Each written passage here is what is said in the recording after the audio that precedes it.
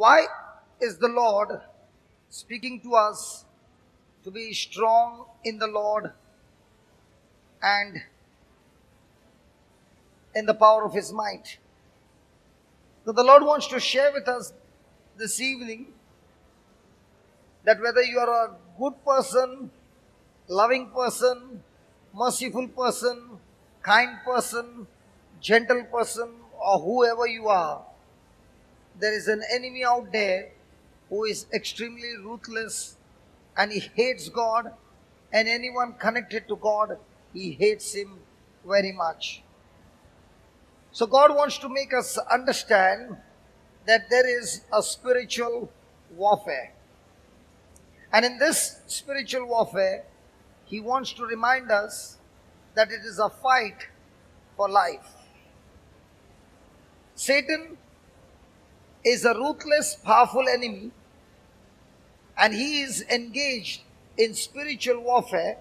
And one of his most powerful tool or the weapon of the devil is suggestions. Even in the Garden of Eden, he used a very powerful weapon called suggestion when he suggested Eve by words, if you eat of it, not only you will surely not die, but also you shall become like God. He is having a powerful weapon called manufacturing of lies. And that's why he's called the father of lies.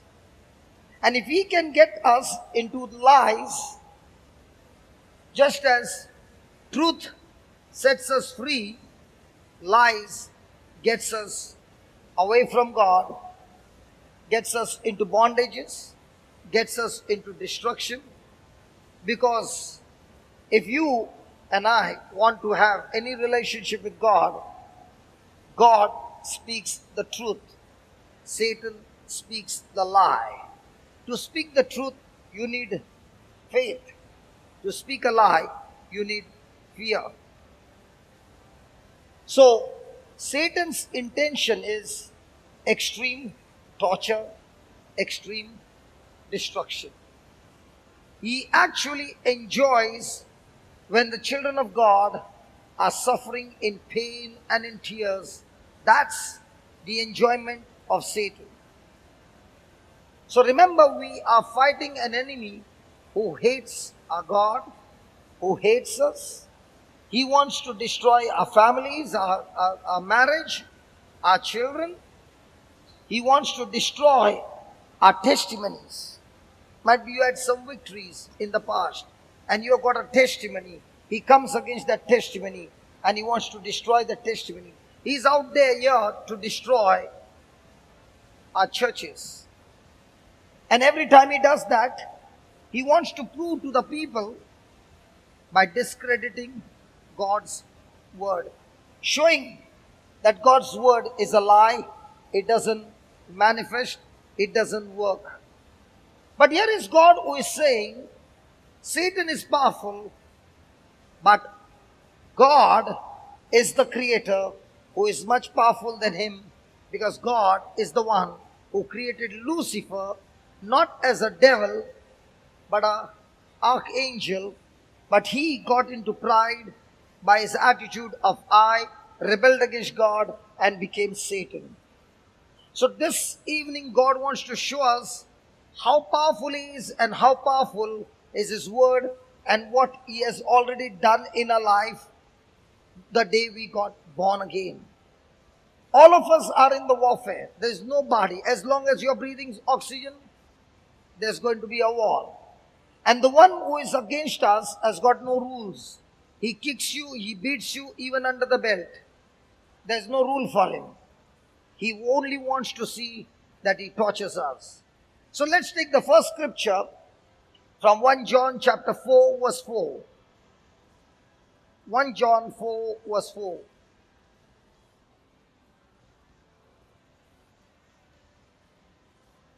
You are of God, little children, and have overcome them. Why? because greater is he that is in you than he that is in the world. In other words, God is saying, yes, Satan's intention is to destroy you. Satan's intention is to torture you, make your life miserable. But even though his intention is our defeat, God's intention in our life is our victory. And that's what 1 John 4:4 says. The day you and I got born again, we became the children of God. Not every person in this world are children of God. I never heard that before. You did not hear that before? Now you can hear it. Gospel of John chapter 1 verse 12 says that. Please give me one Gospel of John chapter 1 verse 12. 11. No. Gospel of John chapter 1. For as many as received him, that is Jesus, to them God gave power to become sons of God, even to them that believe on his name. So not all are children of God, sons of God, but those who believed in Jesus and made him the Lord and Savior of their life. God gives them the power to become children of God. And the day he made us the children of God, on that day he put his faith, he put his spirit in us, and therefore now we are born, we who are born again, in us is Christ, and therefore the one in us is greater than the one who is in the world. Praise the Lord. Can you give the Lord a big hand for that?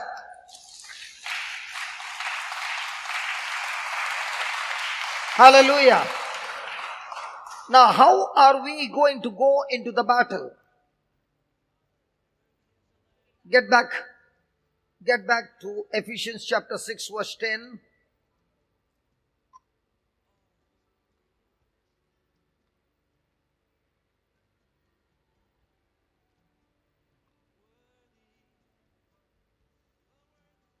Can you do it quickly, Nathan?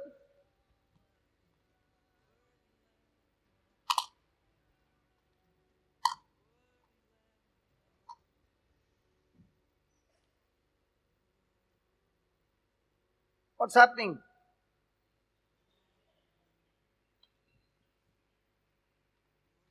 Finally, my brethren, be strong in the Lord and in the power of his might. 11. Put on. Say that, put on. Say that again. Say that again. Say that again. God's instruction is not to keep the armor on, what do you call that? On the stand. Because an armor not worn is useless. An armor when put on the body gives extreme protection against the enemy. So put on the whole armor. In other words, there are different pieces, separate pieces. Each and every one has to be picked up and put on. Say that again, put on. Say that again, put on.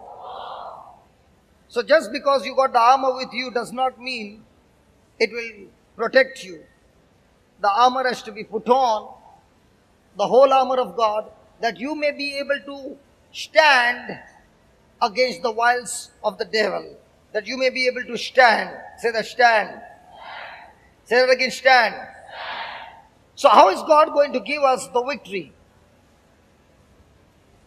He has given us the armor, and because of the armor, we can,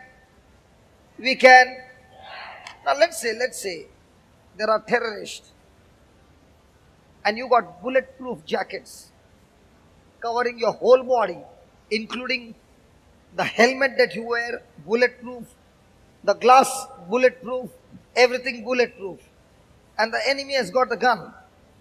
Now when you know it's bulletproof, are you going to go boldly? Because what he fires is going to just deflect, but not touch you. But what you fire is going to hit him. So when you know it is bulletproof, Do you have confidence? So will you be sitting down or standing up? Say that, standing up. God wants His children to stand up. Hallelujah. Hallelujah. So that you may be able to stand up. So who is going to make you stand? The armor that God has given us. So if you are thinking of getting into the battle without an armor, you're already on a bad side, man. Because you are not getting against an enemy who is foolish. He is extremely smart, because I told you his most powerful weapon is suggestion. His most powerful weapon is lies. His most powerful weapon is to tell a lie in such a way that you believe it is the truth. And that's what he did.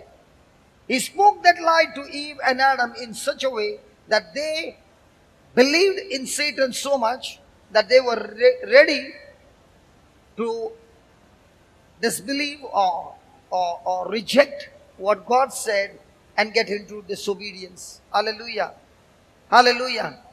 So according to this verse, my friend, God is saying this armor is the hope that brings forth the victory. If you're without this armor, the devil will beat you up. So let's go and see the armor that God has for His children. Amen. Now, did He say take on or put on the whole armor or only one piece? So we are supposed to wear the whole armor, or God is going to come and put it?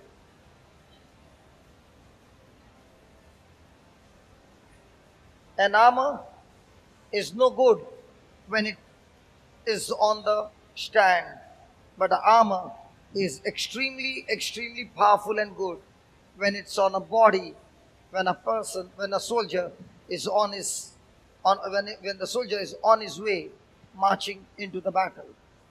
Hallelujah. In this battle, do you have public holidays and weekends? Actually speaking, weekends, the armor should be more tightened. Because the day you have got a weekend, that day the devil works overtime. Hallelujah. Some of them are shaking their heads and saying, yeah, yeah, yeah, yeah, yeah, yeah. Hallelujah. It's the armor that will help you to withstand every wiles. What is the meaning of the word wiles? Huh? Wiles, craftiness, a deception. So, enter the dragon, the same scene. The person who is the villain goes into the mirror room. He knows that room correctly and he begins to move. And how many mirrors are there? All covered with mirrors. So when he moves, you don't know which one is the one. And at that time, Bruce Lee is confused. Have you seen that? He starts hitting the mirrors. And then he comes back, relaxes. And now, at the end, he sees him. And what a kick that was. Nails him on that spear. Yeah? Yeah, he makes the glasses so that the reflection is not seen. He goes on hitting all the glasses. And now, there are no more reflections. Yeah! I think I should see that movie again. Hallelujah. So is there going to be extreme assault on us on a daily basis from the enemy? Any moment. I said any moment. Come on, any moment. And the best part of this battle is when he hits you, you can't see him. At least in Enter the Dragon, at least you are seeing the reflections. We got an enemy who is spiritual. You can't take a gun and fire him because he's spiritual. He's a spirit. And we have to fight against a spirit who is invisible.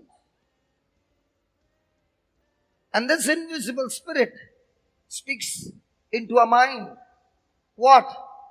Wiles, deception, lies, suggestions, opinions, and gets us out of God's word. Hallelujah. Hallelujah. So the first armor, 12. For we wrestle not against flesh and blood, but against the principalities, against powers, against the rulers of the darkness of this world, against spiritual wickedness in high places. Now, just as in the army, everybody is working in the army, but in the army, not everybody has got the same position. There are different positions, and under each, there are so many troops. And they are controlled by that person, officer in that position. In the same way, the kingdom of darkness works on different ranks. It's not one rank. It's different ranks. And each one powerful and more powerful. Thank you, Lord. Okay. I want to share with you, how does a person get into depression? Depression is the work of the devil. Now let me show you how it works. How many of you have ever heard a creature named leech? How many of you have seen it? Okay. A leech is a creature that when you're walking among the grass or the trees, suddenly it gets onto your pant, and from the pant slowly, gently moves, and is so smooth that you can't even feel. And there he begins to bite you, you don't feel the pain. And continuously he is sucking the blood out. He keeps on sucking the blood and the person doesn't even know. Very smooth sucking. And it is only when he releases, then you realize you have been bitten. Praise the Lord. Just as the leech sucks the blood, in the same way, there are different ranks of spirits. Have you seen an airport? When you stand, sometimes the flight takes time to take off and you are in the queue. From the window you can see one is coming. Just behind, another one is there. You can see the lights at night. The third one is there, all one after another. That day we were coming, we saw that. Yes. In the same way, our mind is the landing ground. The devil can only defeat you if he can get you on your mind. Because this mind is spiritual. The brain is physical. The mind is spiritual. So the battle is not in your brain. The battle is in your mind. And it is the mind that makes a decision which commands the brain, which is physical, to control the body, which is physical.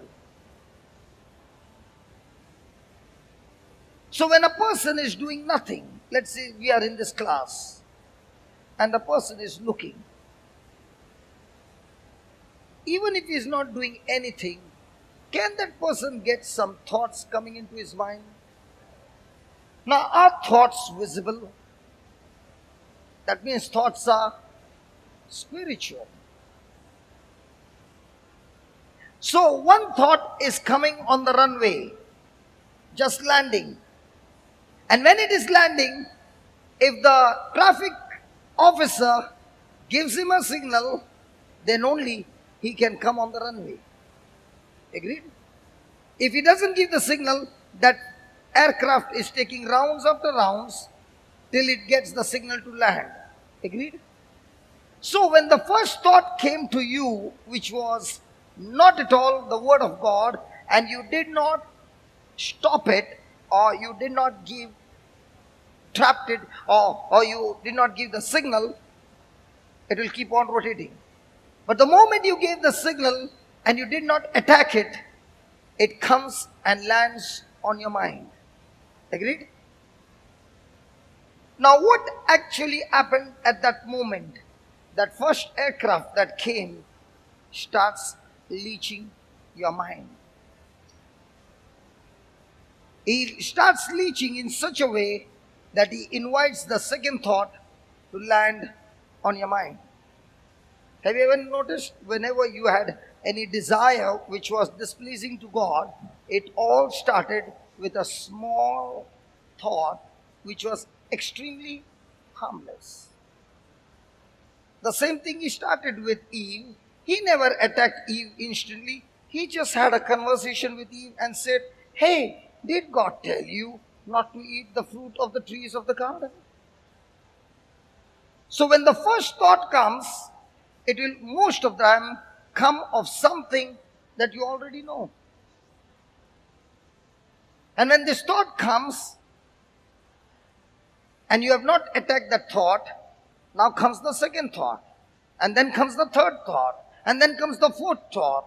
And when you are not attacked it, those thoughts which were just small, tiny ones have reached a portion of your mind, and now they are preparing the groundwork for bigger aircrafts to take the landing.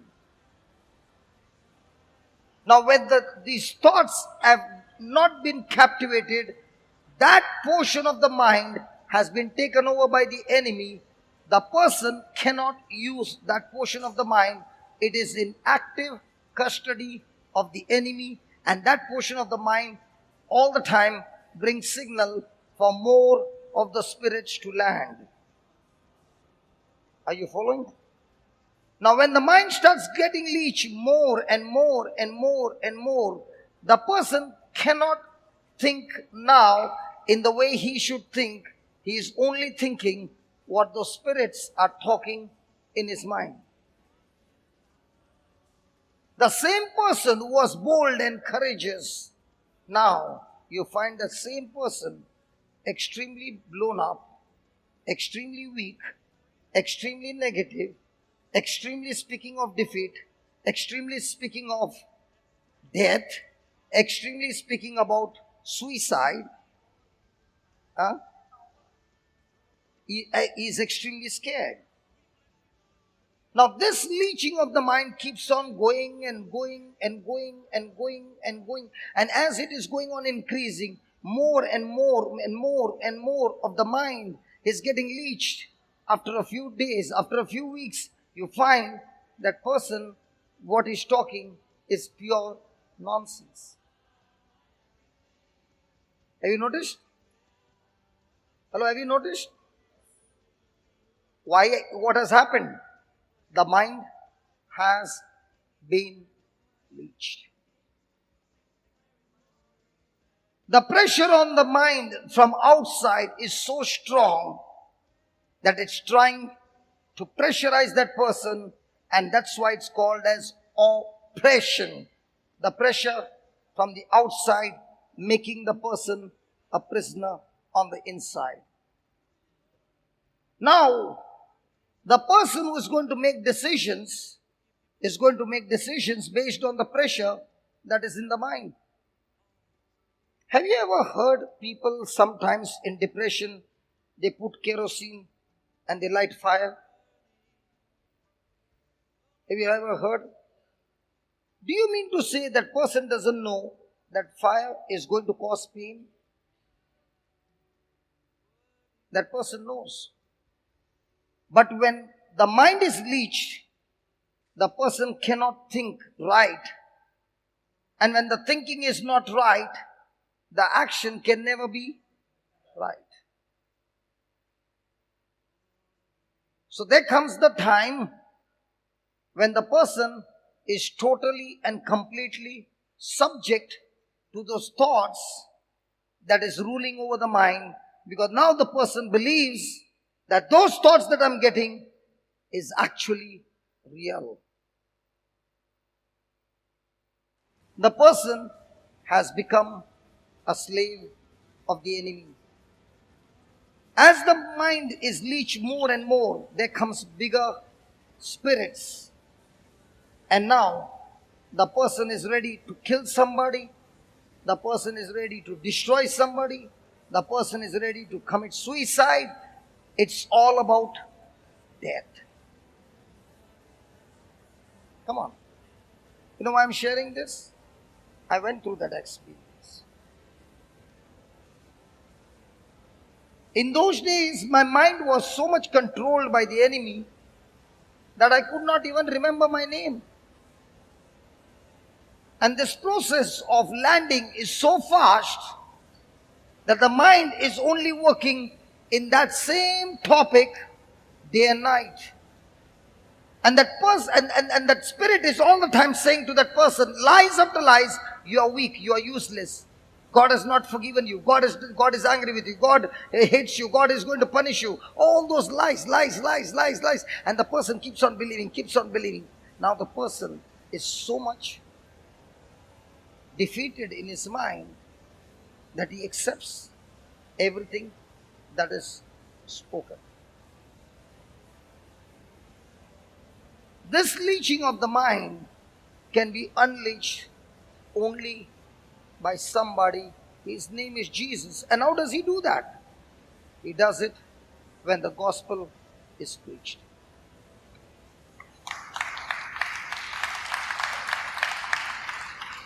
If the devil has used lies to get somebody's mind leached, God has given us His truth in the Word, and that's why He has appointed the preachers, the pastors, the priests.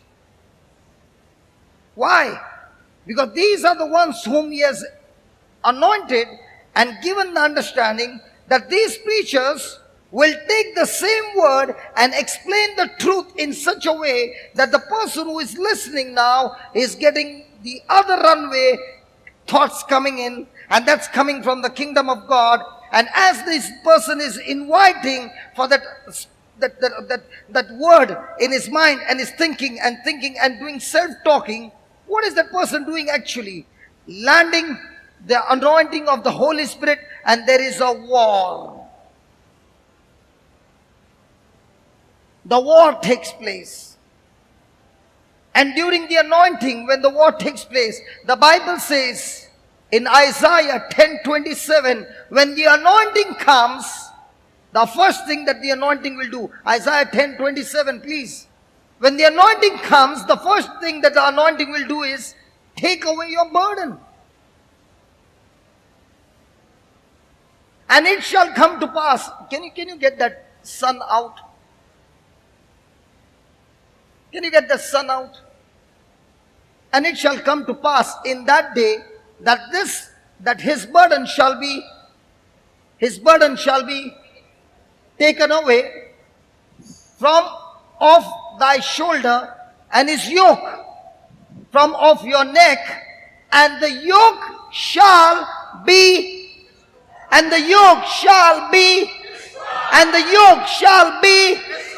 destroyed. How?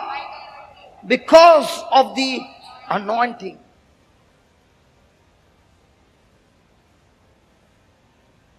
So how does a person get unleashed? A person gets unleashed when he takes the scripture, opens his mouth, speaks it, and keeps on thinking and thinking. And remember, when you're thinking on the Word of God, that Word of God is alive. That Word of God is active. That Word of God is powerful. That Word of God is effective.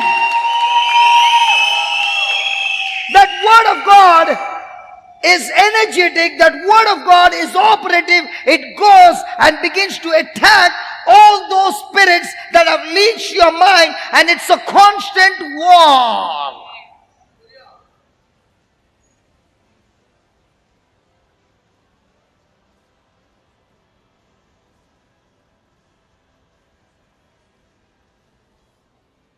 You can take medicine, my friend. I'm not saying don't take your medicine. What your medicine is doing is just making your brain die.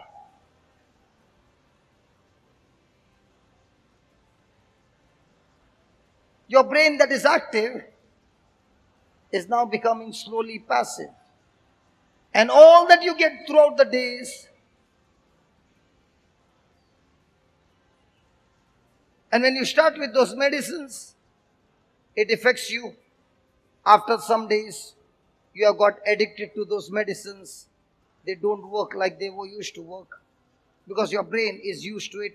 Now you take more medicine and more medicine and more medicine, but your mind is still leached. I know it has happened to me. I've got experience. But when I was invited for the Eucharist for 9 days continuously and listened to the Word of God for more than 1 hour, and then the anointing session. So in other words, 3 hours soaked in the Word of God. At that moment, everything that was said, I paid attention to every word. And as I was paying attention, my heart was open, my mind was open. Every word came like an arrow that entered my mind, that entered my brain, and unleashed all those leeches that had caught me for a long time. And every day, it was getting better and better and better. After 5 days, I could know my name. 6th day, I could recognize that's my wife, that's my children. I found a secret. And that's why I put, in those days we used to have a Walkman.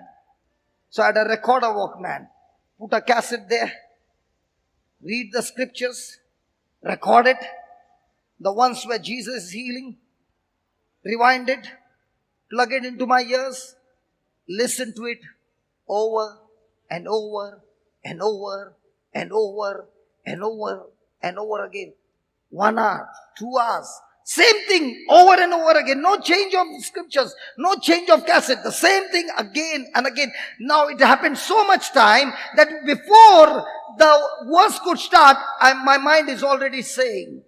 Now when my mind is already saying, now my mind which was saying lies have now started speaking the truth. And when my mind started speaking the truth, the mind which was leached got unleashed. Are you following?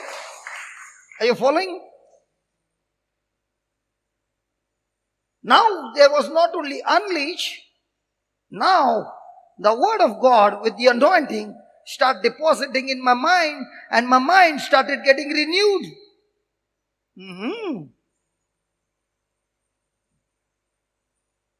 And the more and more the mind started getting renewed, the more and more my words change, my thinking change, my action change, my habits change, my decision change, my action change, my habit change, my character change, everything changed. The more and more I had a self-talk using the scriptures. But when I started, it was not possible because it was too loaded with a leech mind. So what did God do? He gave me an idea. If you can't pray the whole day, I can give you something. Plug it in and sit down quietly. As you are listening to your own voice, let me repeat again. As you are listening to your own voice, your own voice, your own voice, the Spirit recognizes your voice. At that time, the effect is more. Use your mobile, my friend. Can you put this light on? Use your mobile, my friend.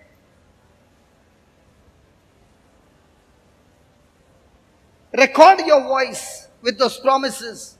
Plug it into your ears and put that repeat loop and keep on hearing. And if you can hear it for 2 hours and 3 hours and 4 hours, you will find that word affecting you amazingly. We know people who are in coma, plugged into their ears the word of God, they have come out of their coma.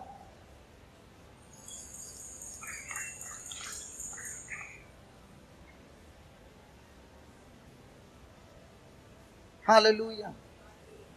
Thank you, Jesus. So now we know how to fight. So the world is out there, the devil is out there to leech our mind. And if we take a holiday from the Bible, You won't even know when your mind is getting leech. But after a few days, you will surely see your words have changed, your actions have changed, the old habits have come back again. When that happens, remember your mind is leech.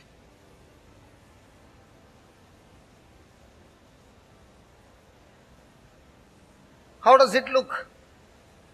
A small cockroach threatening you, and you got a spray, big on. You're holding it in your hand and praying to God, God, kill the cockroach. And God is saying, I gave you big on spray, spray it. God, kill the cockroach. Spray it. God, kill the cockroach. That spray it is the word of God. Get it into your self-talk. Your mind will get unleashed. The way you think will change. That self-talk with the word of God will make you extremely selfless and change your life.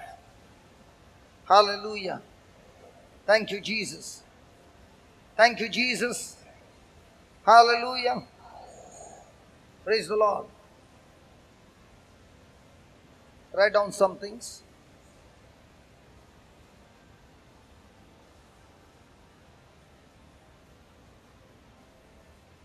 We are fighting against an enemy who hates our God. We are fighting against an enemy who hates our God.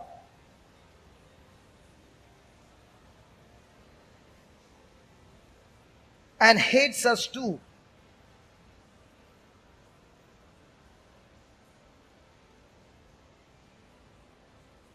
He wants to devour our families.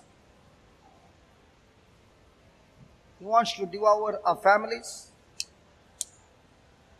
Power bank. Destroy our testimonies.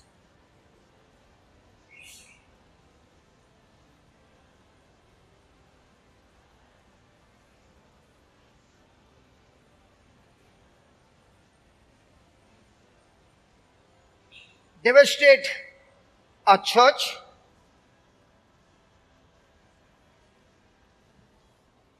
And discredit our God.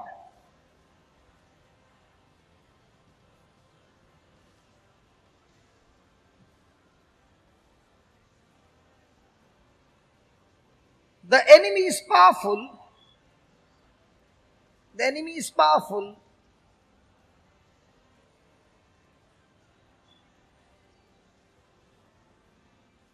But not all powerful. But not all powerful.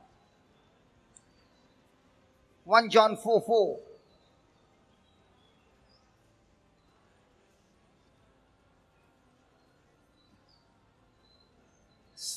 Satan's intent is our defeat. Satan's intent is our defeat.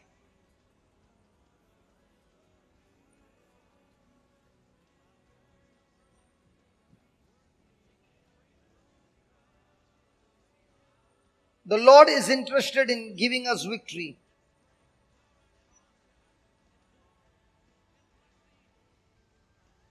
The Lord is interested in giving us victory.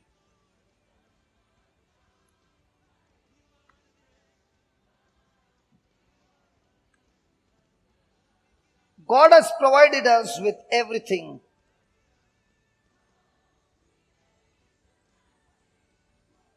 God has provided us with everything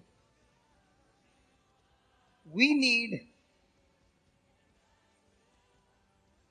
We need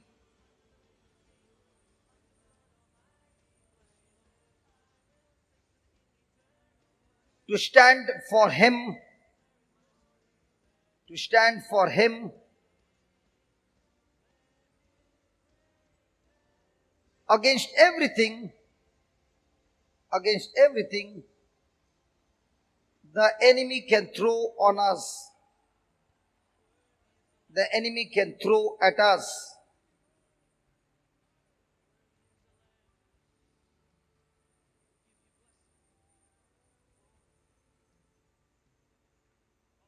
The resources God has given us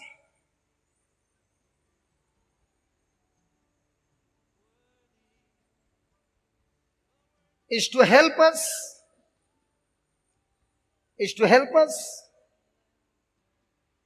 stand for Him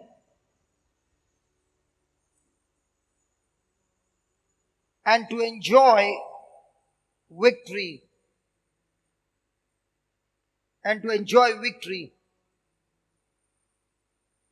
In the spiritual battles of life.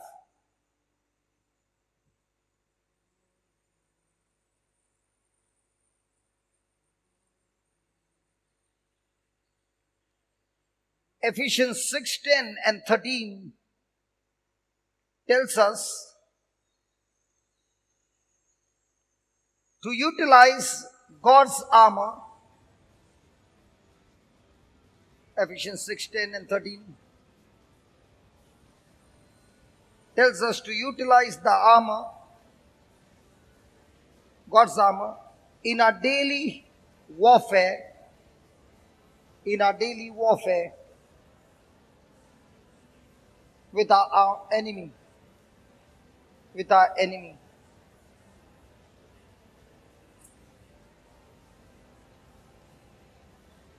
Armor does no good in the armory.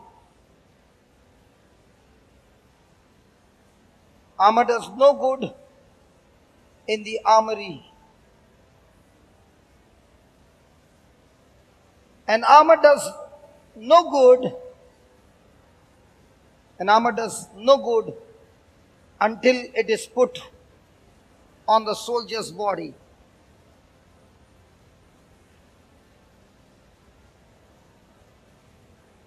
No good until it is put on the soldier's body. The armor makes it possible. To withstand or resist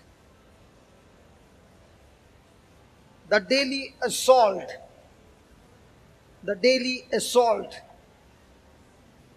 that come away from the enemy.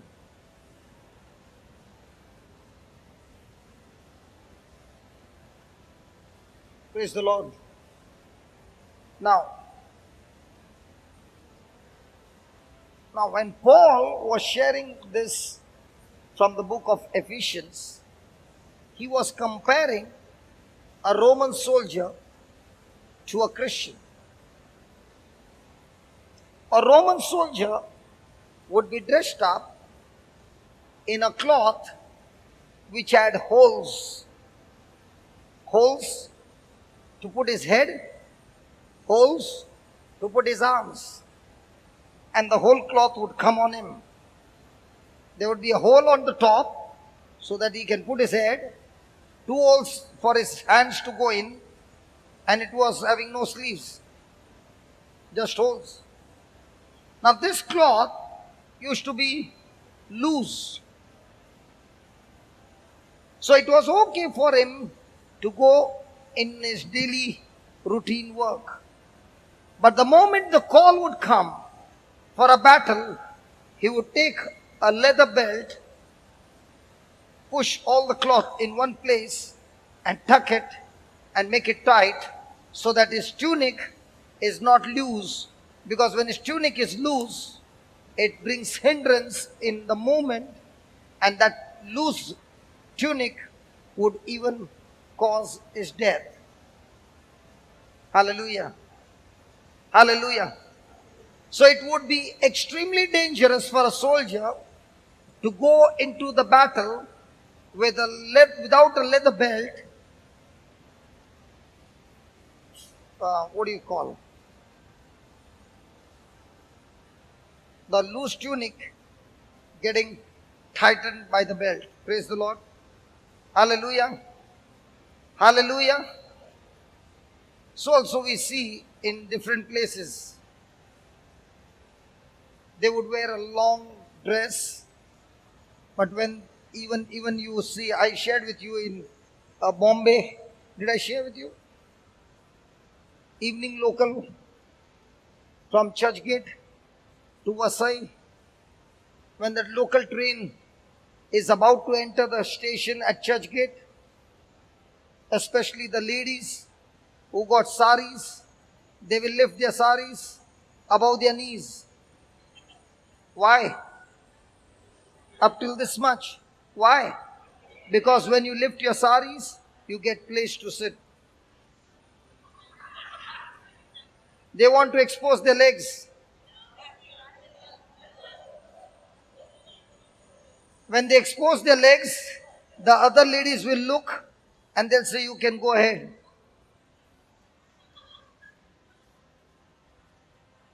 Huh?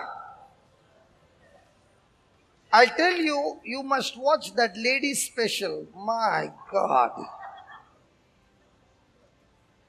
In that lady special, the crowd is extremely high. At least we men have got some mercy. I'm telling you honestly. Huh?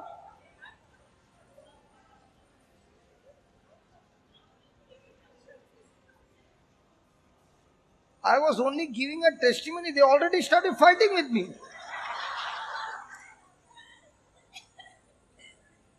So now you know, lady special.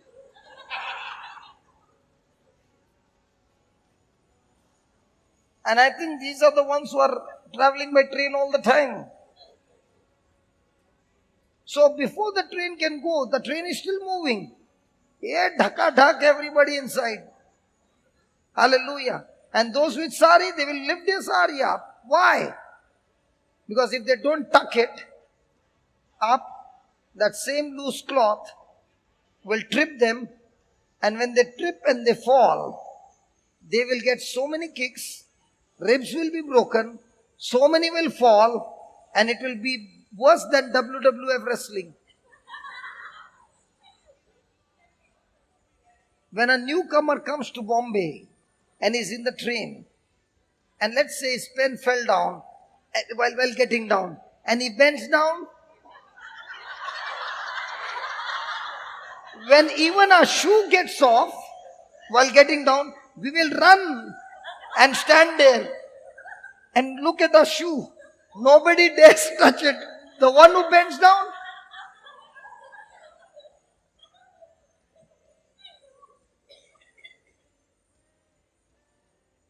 Because a newcomer doesn't understand. But that's what treatment he gets in Bombay. He remembers it throughout the world. Hallelujah. Hallelujah. In the same way, God is saying to tuck the belt of truth.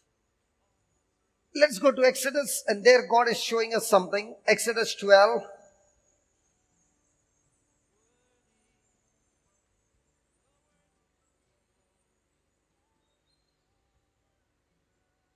Verse number 11.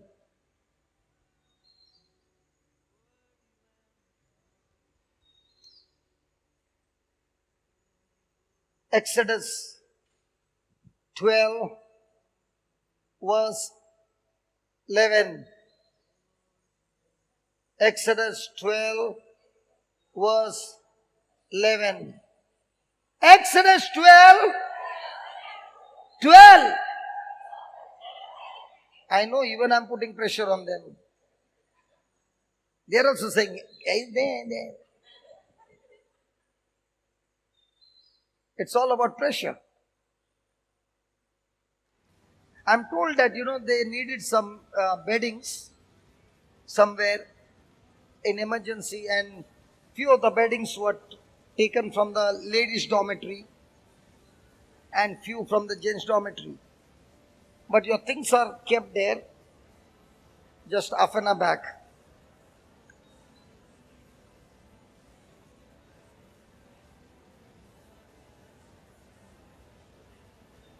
And the beddings which were covered with bed sheet, that was taken first. Now they are pointing, whose bedding is gone?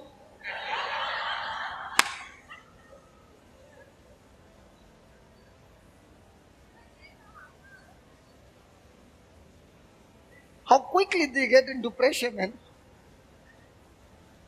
Hallelujah. Okay. Now, it was a Passover night. Do you know what was the Passover? What's the Passover? Pass? Oh. Huh? Okay. There were 9 plagues over. Pharaoh's heart was still hardened.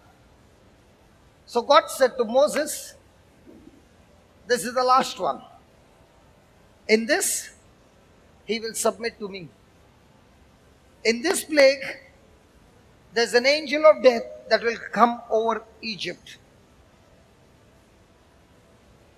He will enter every house in Egypt. And wherever the first-born male child, big or small, the eldest one, will be killed. But as for the Israelites, I have made a provision that you take a lamb that is healthy, nothing unclean, and you will take this lamb and sacrifice, and then you will take the blood and put it on the doorpost. And you will sprinkle this blood on the doorpost with a hyssop. No one will go out. When the angel of death will visit that night, the house where he will see the blood of the lamb that was sacrificed, the blood is sprinkled on the doorpost, he will not enter into, but he will pass over. Now, let's say you are the father and you got a son, elder son, inside the house. Can the elder son see the blood on the doorpost? He is not supposed to go out. Can he see the blood on the doorpost? Whose life is on the line that night? His life. Does he trust his father? Even though he cannot see the blood from this side, but yet he trusts the father. And the angel of death, who is supposed to get inside, looking at the blood, goes over. I was thinking, if the son could not see the blood of an animal which has been sacrificed to God, and yet believes and gets the protection that night, how much more of the blood of Jesus given to us by the Heavenly Father by sacrificing His Son. And I can't see His blood, but when I believe that I've applied that blood, I can't see. Satan can see that blood and he can never come anywhere close to me.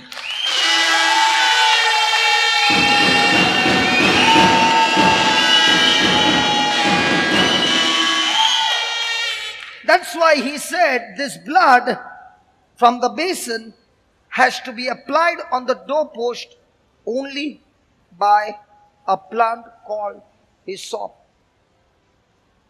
Not any plant, a hyssop, a branch of hyssop. What is that hyssop? How many of you have seen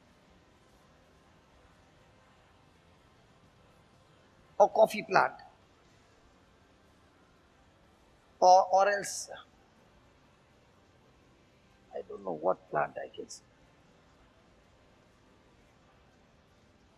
No. मोगरा कैसा रहता है? मोगरा टूटता है क्या जल्दी? Jasmine, the branch breaks. There are some plant branches which are extremely hard, When you put pressure, it breaks. There are some branches which are very malleable like. When you put pressure, it bends, but you can't break it. Are you following? So hyssop is a branch which is extremely flexible. When you bend it, it bends, but it doesn't break. And that hyssop is called our faith. From the blood, hyssop to the doorpost. From the word, our faith to the manifestation. Hyssop, it has to be applied by hyssop, a plant, a branch of a hyssop, not any other. And that hyssop symbolizes our faith. Now, if you are applying that blood with any other branch, God says disqualified. It has to be hyssop. So if you are trying to use your faith, any other faith other than the scriptures, disqualified, it has to be the word of God. If you are taking the word of God and no faith, it doesn't work. So the blood of Jesus and the faith applied, I can't see it, but I believe it. I have been under the protection of the blood of the Lamb. Now, when the devil comes to attack me, his blood protects me because I believe it by faith. Did you get that? Did you get that? Now, the family is inside. The Passover lamb has been sacrificed and they have to eat. How they have to eat? With the loins girded. Why the loins girded?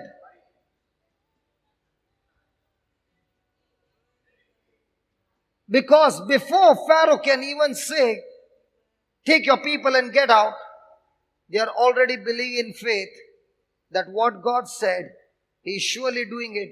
And there's no time for us. Get ready in so much haste. Now there are times when you have to take a flight, you have to take a train, and you are sitting for food. How are you sitting?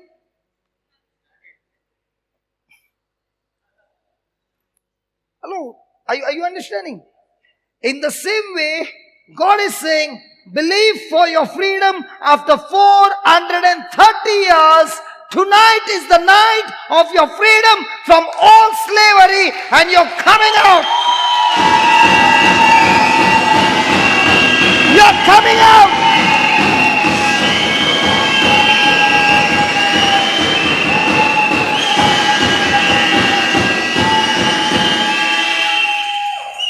Imagine 430 years of slavery, generations have been slaves, and tonight God gives a word to Moses and saying, tonight is the night, the whole of the Israelites are coming out of Egypt absolutely free, not with their army, not with your weapons, but by the word of God.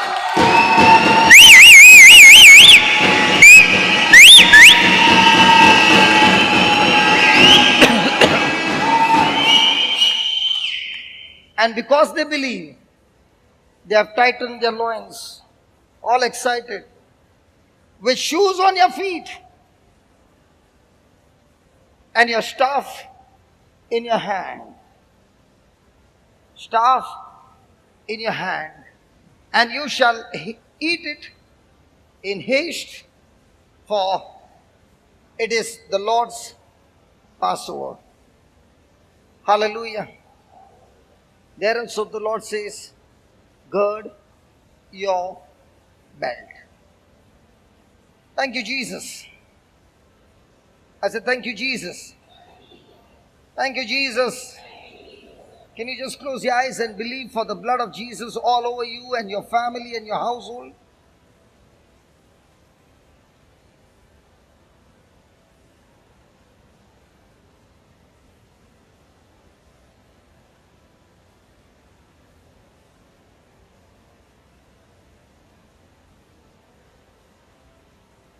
What you heard about the testimony of a woman tucking a sari and girding on that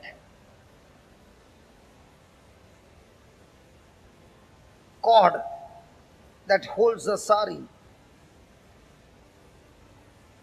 In the same way, the Lord is saying, our spiritual loins, not the physical, the spiritual loins are to be girded as we are to be looking for the coming of our Lord Jesus Christ. He is not talking about physical girding. We as men wear our belts. Our girding is not physical. Our girding is mental.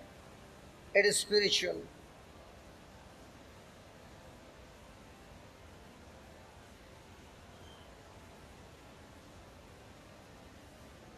The belt that we wear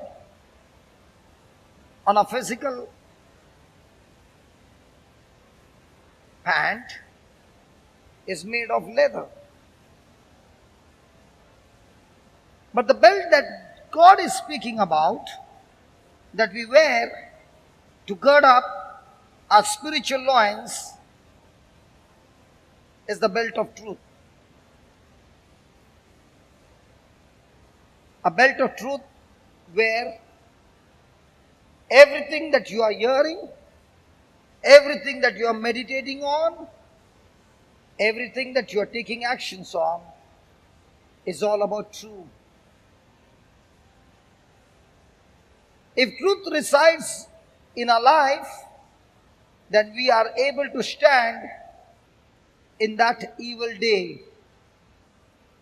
So stand, and truth comes as an armor of God.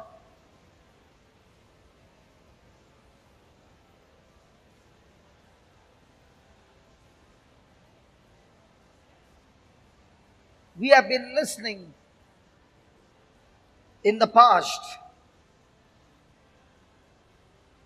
the ways of the society, the ways that people do and people speak, the knowledge that we receive. And our minds have been totally and completely corrupted. But tonight the Lord is saying, I no longer want you to wear the belt of this world, which is full of lies and deception, but I want you to wear the belt of truth, that is the Word of God.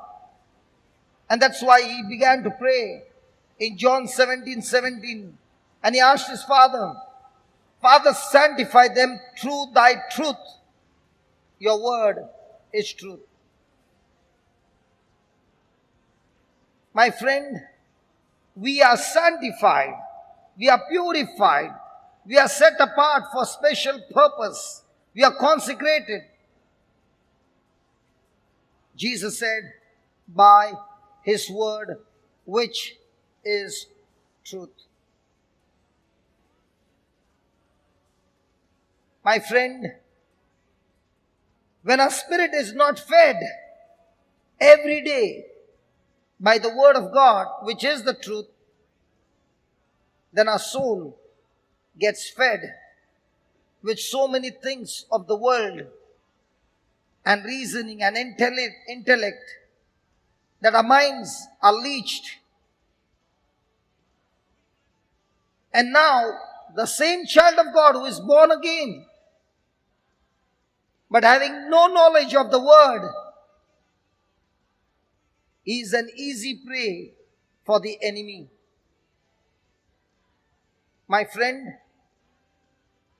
I'm the same person who once upon a time was in depression.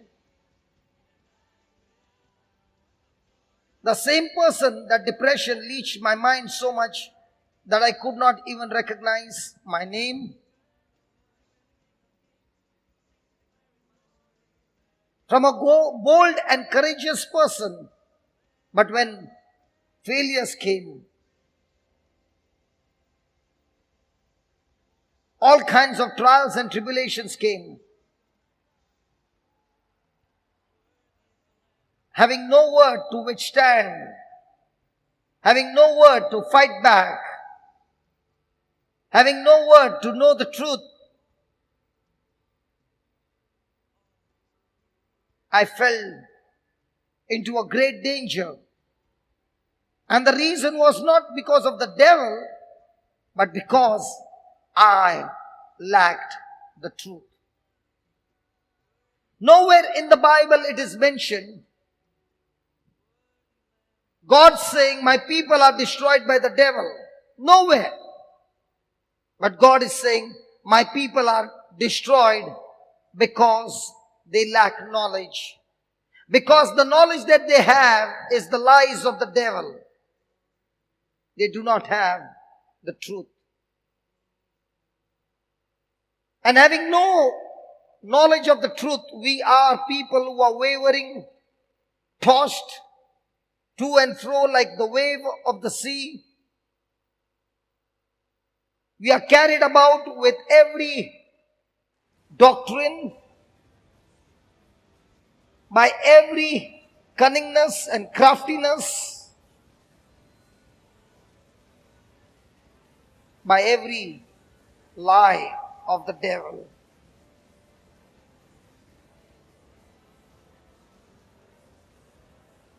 My friend, that is why God has given us His word. That is why the Bible says, how beautiful are the legs of the preacher. How beautiful are the feet of the preacher who comes and preaches the word and makes God's people understand the truth,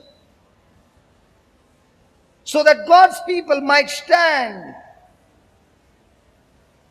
every temptation, every trial. Their lives are built on a strong foundation, like the wise man who built his house on the rock. The storm came, the flood came, the wind came and beat on the house, but the house would not shake. The house never fell. The word of God is the truth. Without the truth, my friend, a house is built on the sand. There's no foundation. And having no foundation and having no truth, but being led by the lies of the devil, we all have missed the mark and gone astray.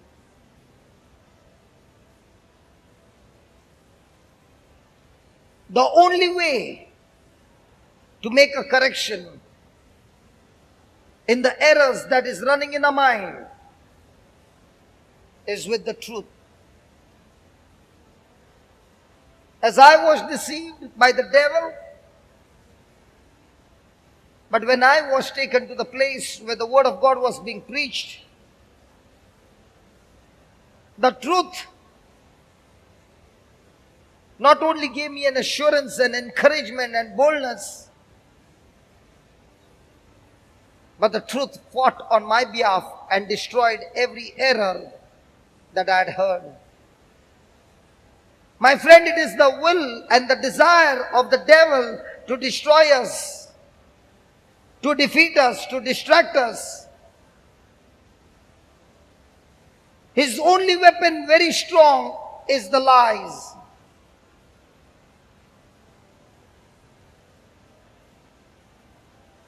The lies of the devil is even today saying to you, your future is in God's hand, your future is in God's hand, your future is in God's hand. But my friend, when you look at the truth, God had given that future in Adam and Eve's land when He gave them His word. It was Eve's decision, it was Adam's own decision to disobey God, to believe the lie of the devil as truth.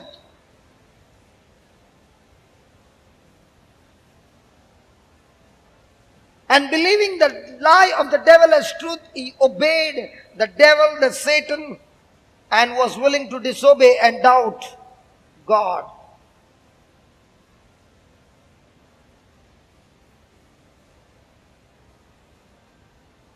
That destroys Adam and Eve's future. They ignored the truth.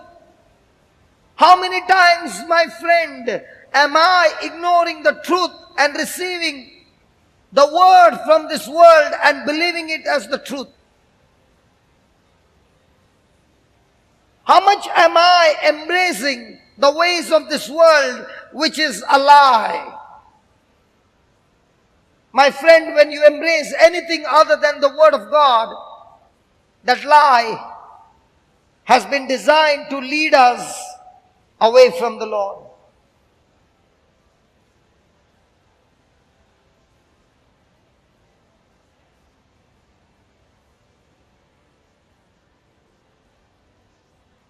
God has made a provision for all of us, for every error to be corrected. And that is why He has called us to this place where the truth is being exposed from the Bible. And the more and more the truth is exposed, the truth becomes reliable. When the truth is exposed and people make the corresponding action, believing, they find that the Bible is not only reliable, it is accurate. This Bible is not a storybook as some of us were told. This Bible is a book where God Himself speaks to us. When we read that word, God Himself is talking to us. And the more and more we read it and we ask the Holy Spirit's help, the more and more we believe it. And that's when we begin to discover that this Bible, even though it has been written by so many people in different centuries, but every one of them, their hands were used, their body was used, but the Bible says every one of the scriptures were inspiration or inspired of God. And this truth is what brings profit in our life. It begins to reproof us, correct us, instruct us. It is through this truth that we are made perfect. It is through this truth we understand the right and the wrong. It is through this truth we are furnished with all good works.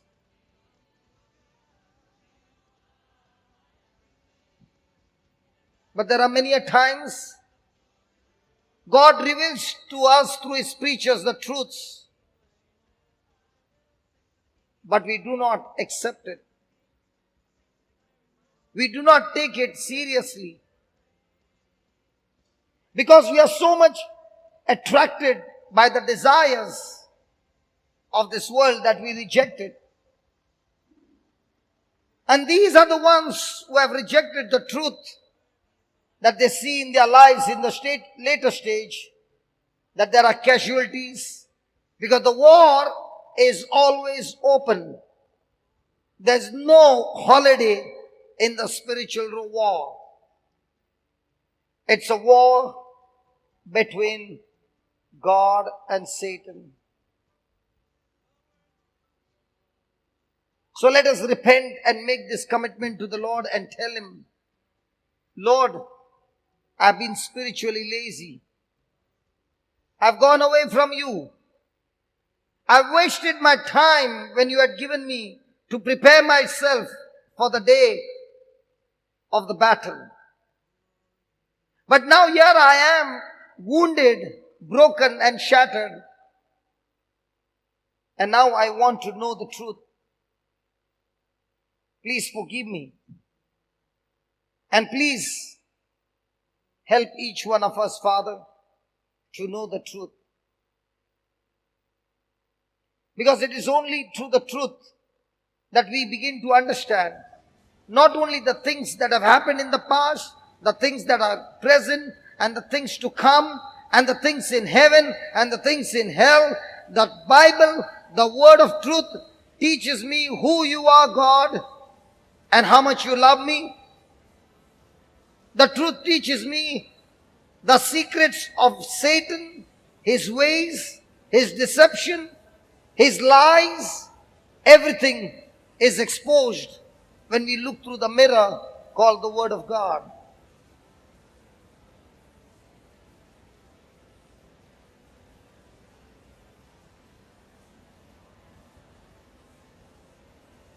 My friend, you talk in your own words and ask God. Ask God to help you to be committed to seek more and more truth. Not be spiritually lazy, but every day seek more and more the truth.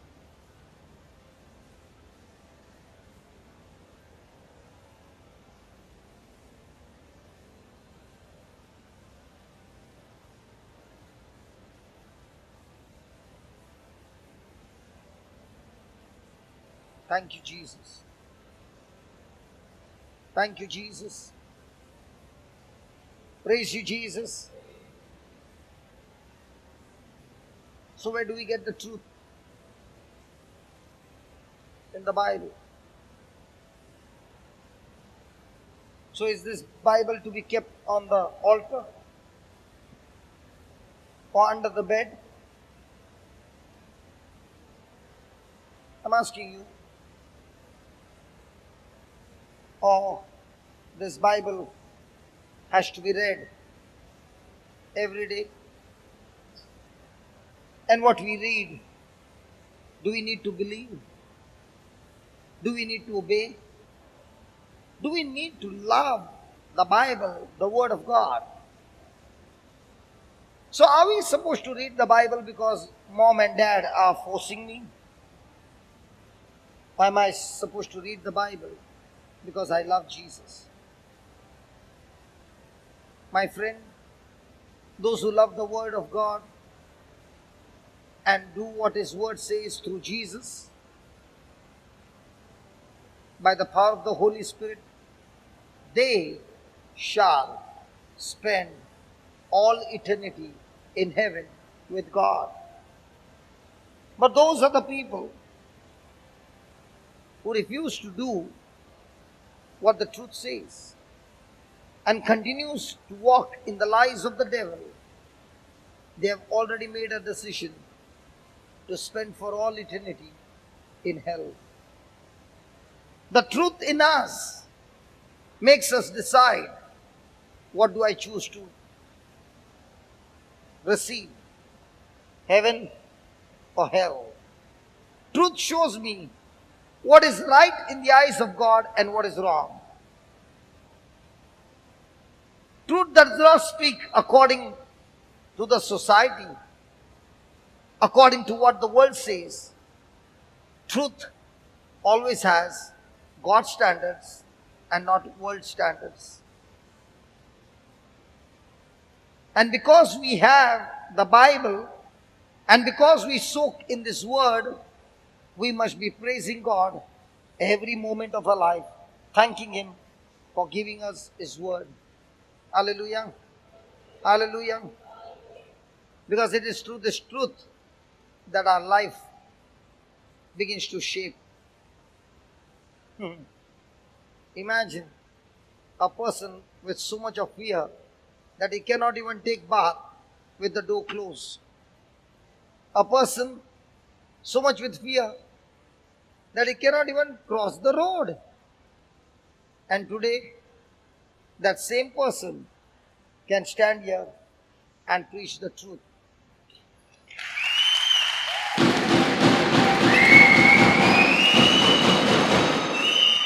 It is that truth that shapes our life. I repeat again. It's the truth that shapes our life. If you are praying for something and you don't know the truth, you might be praying for something that was not even God's intention. That is not even God's plan. Hallelujah. Hallelujah. Let me show you an example of those who are praying. Let's say somebody is praying, God, I need a job. How many times does that person say, Lord, I need a job? Every day. God, please bless me with a job. God, please bless me with a job. God, please bless me with a job. But that's not what Jesus says. Jesus says, whatsoever you ask in prayer, first believe that you have received it, and now that you have believed that you have received it, you shall surely have it. The truth is, he says, even though you can't see it, but believe it because I promised you that you have it, you have received it, then you shall see that you have it. So God is saying, Jesus is saying, the truth. First believe that you have received it, and then you shall have it. And if I believe that I have received it, then what should be my prayer? God bless me, or God, I thank you that you have met all my needs according to your riches in glory through Jesus Christ. Lord, I thank you for the job that you have given me. But have I actually received it? No. But am I believing it spiritually? Yes. And because I'm believing spiritually, what I believe in the spiritual realm, will it happen in the natural? Come on, will it happen in the natural? Come on, will it happen in the natural? And if I believe it's happening in the natural, and if I believe that I've received it spiritually, and it's happening in the natural, then I will be saying, Lord, give me, or Lord, I thank you. Lord, I thank you. Lord, I thank you. Lord, I thank you. Now the truth is, we are all the time asking God, but not thanking. Do you know how it is? When I'm asking God for something according to the promise of God, I planted a seed into the soil. But then I never watered that seed ever again. Will I ever have the harvest? Hello, will I ever have the harvest? That seed will get destroyed because it has no more moisture. It requires moisture. It requires water. Hallelujah. Thanksgiving is nothing but watering the seeds that you have planted when you were talking to God, His promises. So there are many farmers who are sitting here who have been champions in planting seeds in the field, but never thank God that you have received it before you can have it. And that's why they failed watering the seeds. Their seeds are not growing. Ask your neighbor, are you watering the seeds?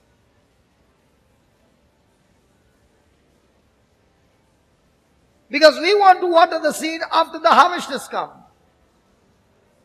First let me see, Lord, when the offer letter comes in my hand, then I will start praising and thanking you. Till then, I'll keep on asking you.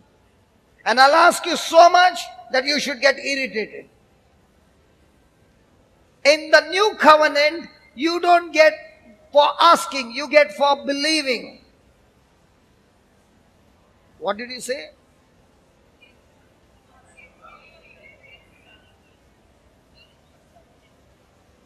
Do you believe that statement? How did you believe this time? How did you believe this time? Because can't you quote a scripture saying, didn't that Jesus say, ask and you shall receive? And you are saying asking or believing? Did Jesus say, ask and you shall receive? And what did I say? You get by what? Okay, I'll explain to you how the asking has to be.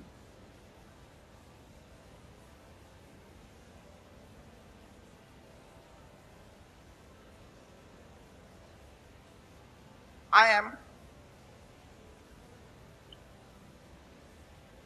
a younger brother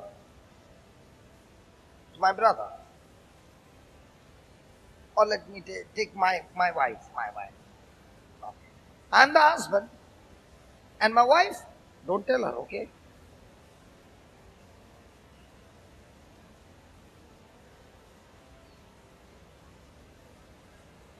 Let her hear, but you don't say. Okay. My wife, she has taken 4 of her saris and gone to a dry cleaning laundry shop and gave her 4 expensive saris to be dry cleaned and ironed.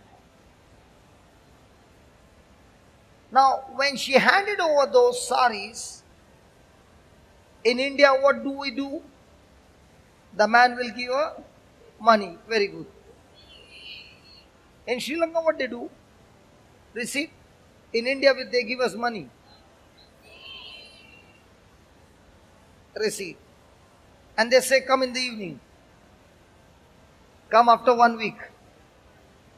1 month? Which one, man? Goa, it has to be in Goa. 1 month, then Goa. Mumbai में 1 month बोलेगा तो shutter down हो जाएगा. Okay. Now, my wife, on the day that she has to go, very lovingly says to me, darling, anyway you are going that side, no? So just pick up my saris and bring. And I, like always, ...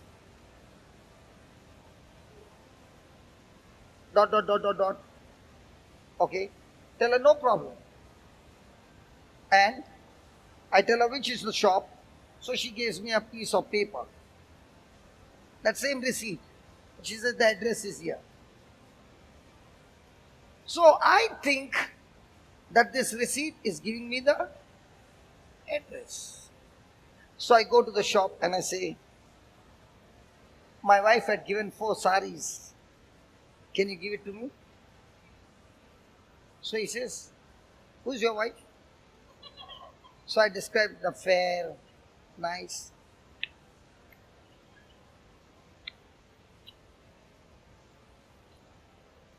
So he says, there are so many ladies like that, man. I said, the one who is all the time smiling, very, very beautiful. He says,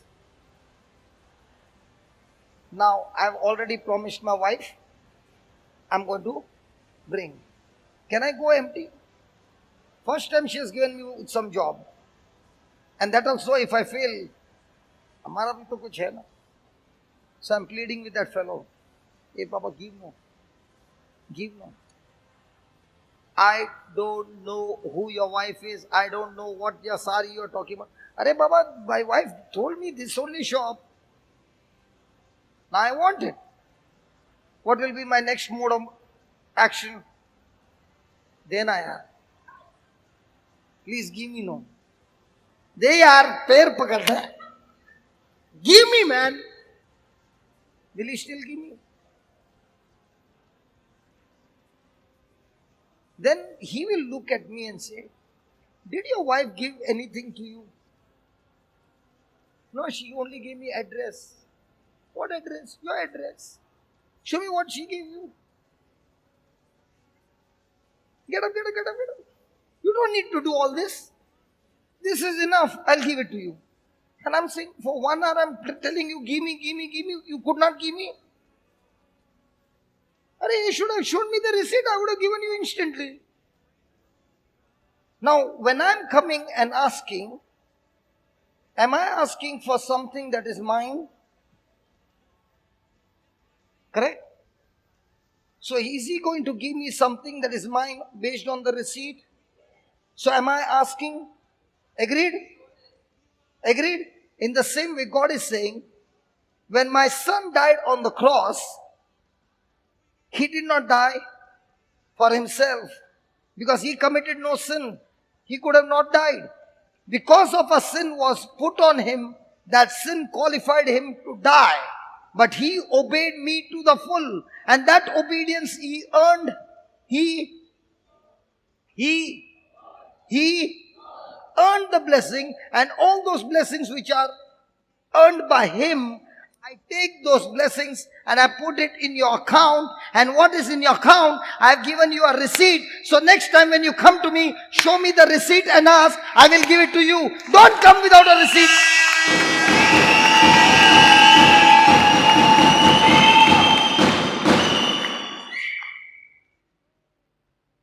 Don't you dare come without a receipt. So we are asking God, with the receipt or without the receipt?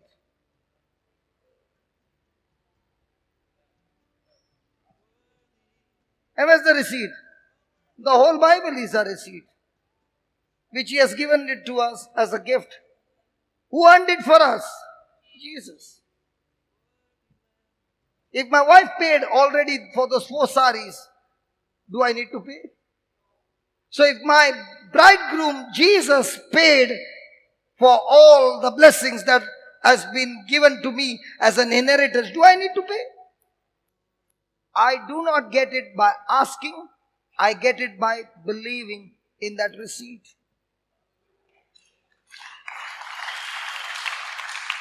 That's when Jesus said, ask and you shall receive.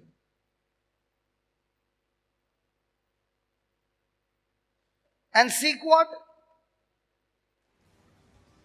From the whole book, the receipt.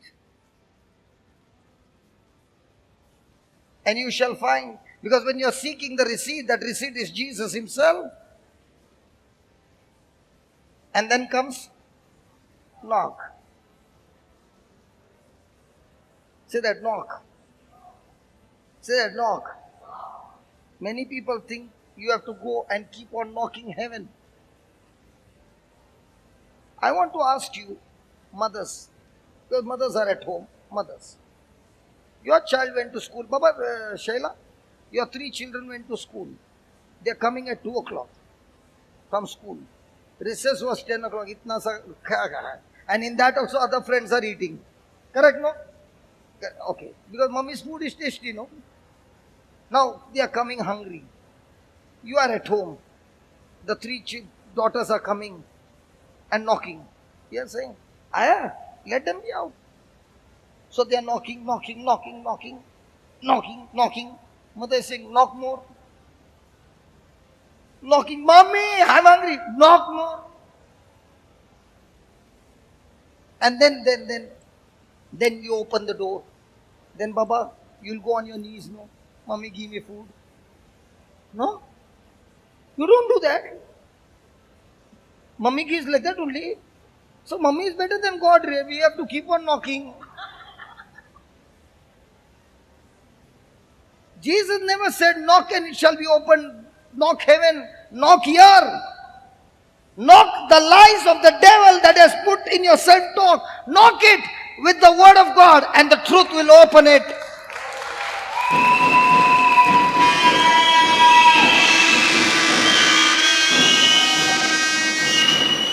The devil is a liar who has told you lies and says there is no inheritance for you.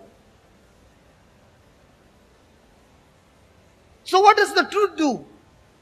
Knocks the deception of the devil, and now when you know the truth, it's your inheritance, you take it by force.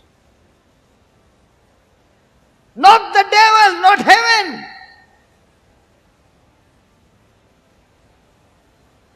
And those who think I have to knock heaven, ask your mama.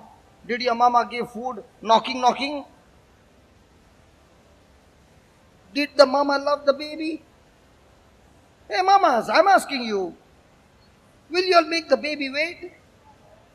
So you mean to say God is making you wait?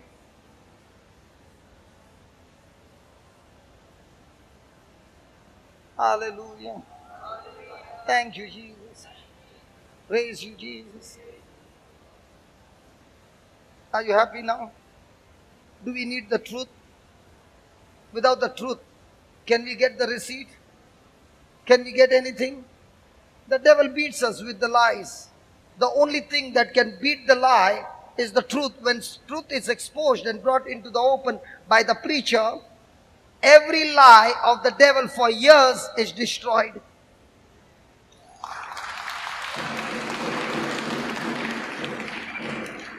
I know a testimony of a person which I read. There was this man who got married to a lady, extremely loving, extremely good. But the couple, when this lady got married, from the day of marriage, she has been always sad. And she has only one word in her mouth, one line. What I've done in the past is so big, God can never forgive me. The husband is loving her, is providing her everything, trying to shower all the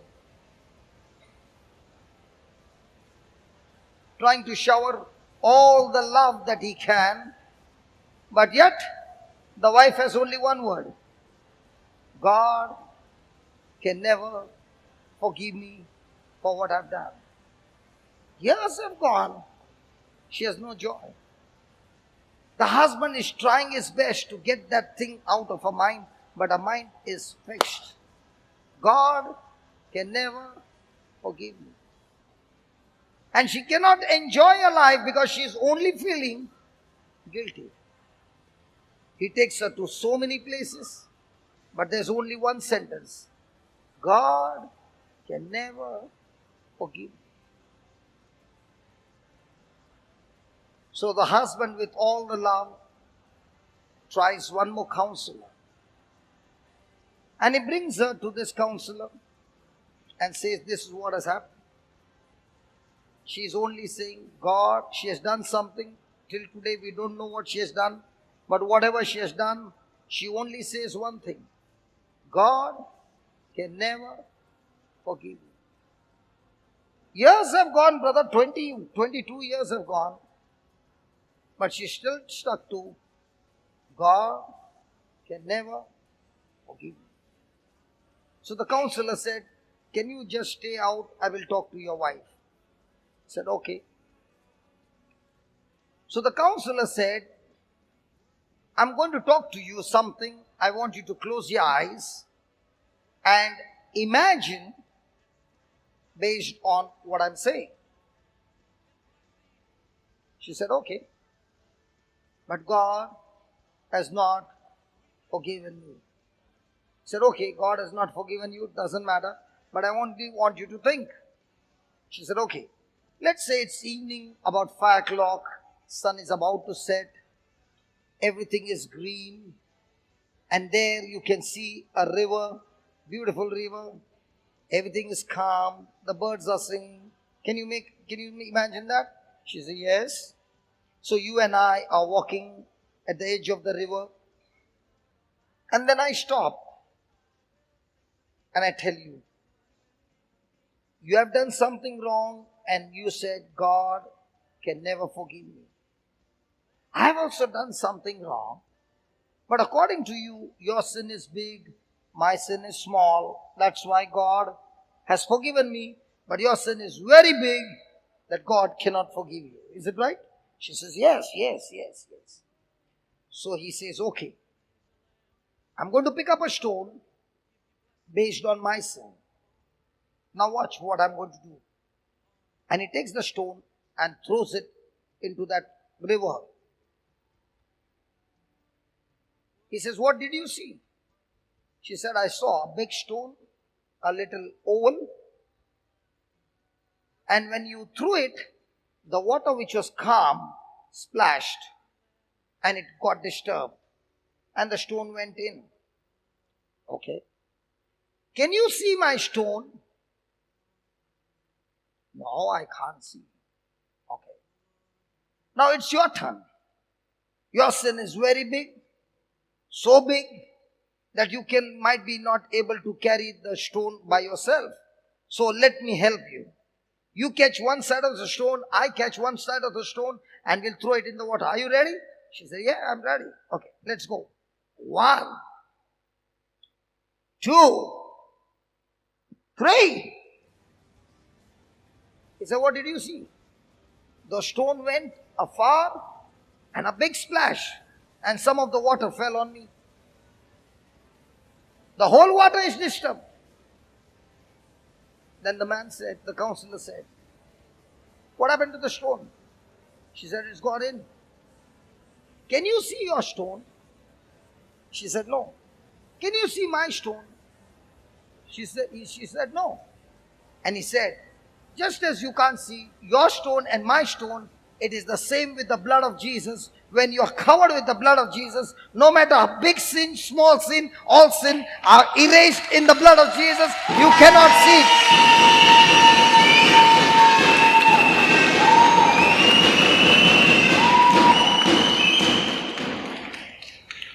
For the first time, the lady who was deceived by the devil that your sin cannot be forgiven, the eyes opened and she began to smile. After so many years, she was deceived by the lie. What did the counselor do? He exposed the truth. Only the truth can make the correction of the error.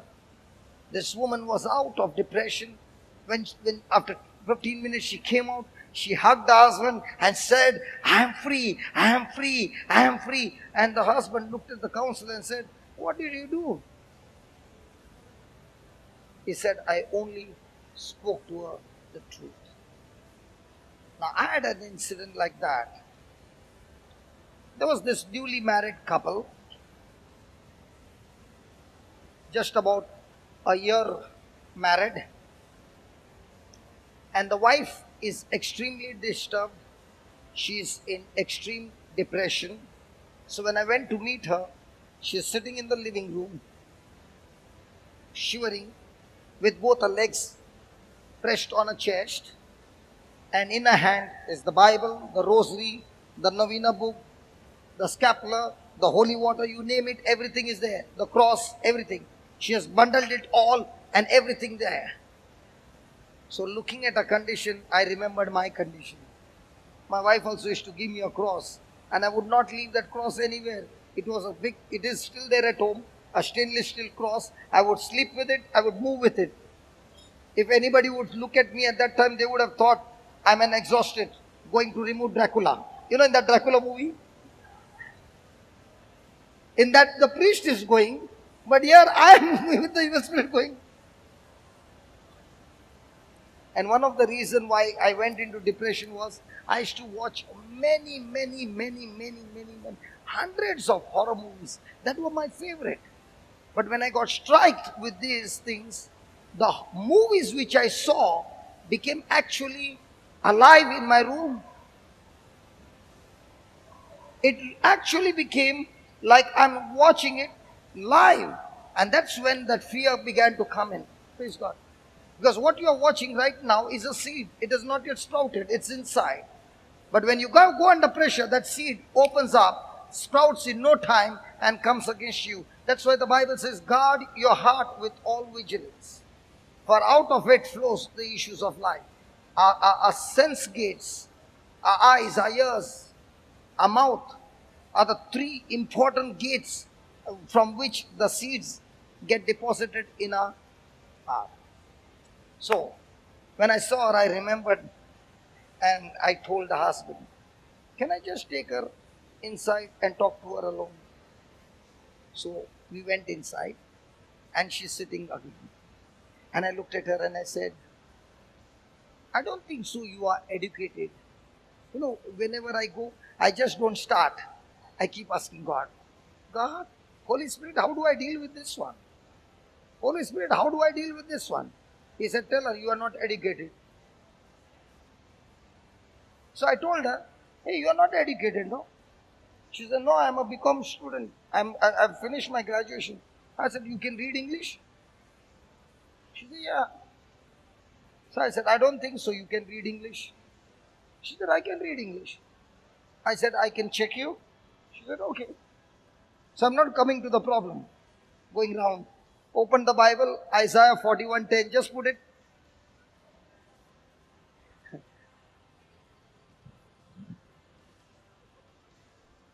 Good.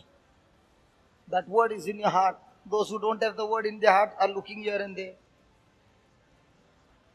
Fear not, for I am with you. Be not dismayed, for I am your God. I will strengthen you. Yes, I will help you. Hey, I will uphold you with my... That Bible said victorious right hand of righteousness. Okay. So she read it. I said, you read it? I could not hear it. Can you read it loudly? She read it.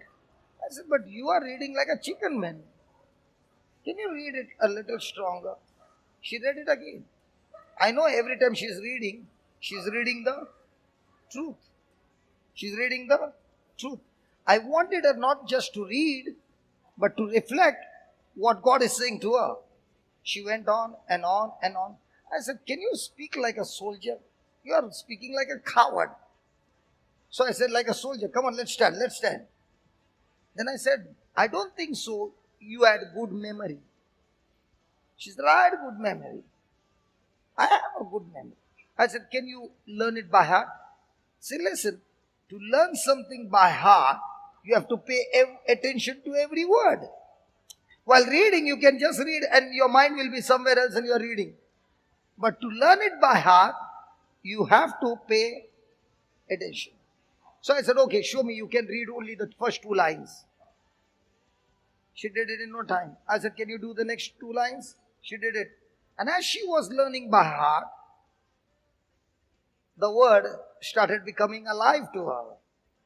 You see? And then when she began to learn it by heart, I said, come on, let's march and let's talk the same word. And as she marched and she began to talk, and I said, talk like a soldier. The anointing took over and she was filled with power.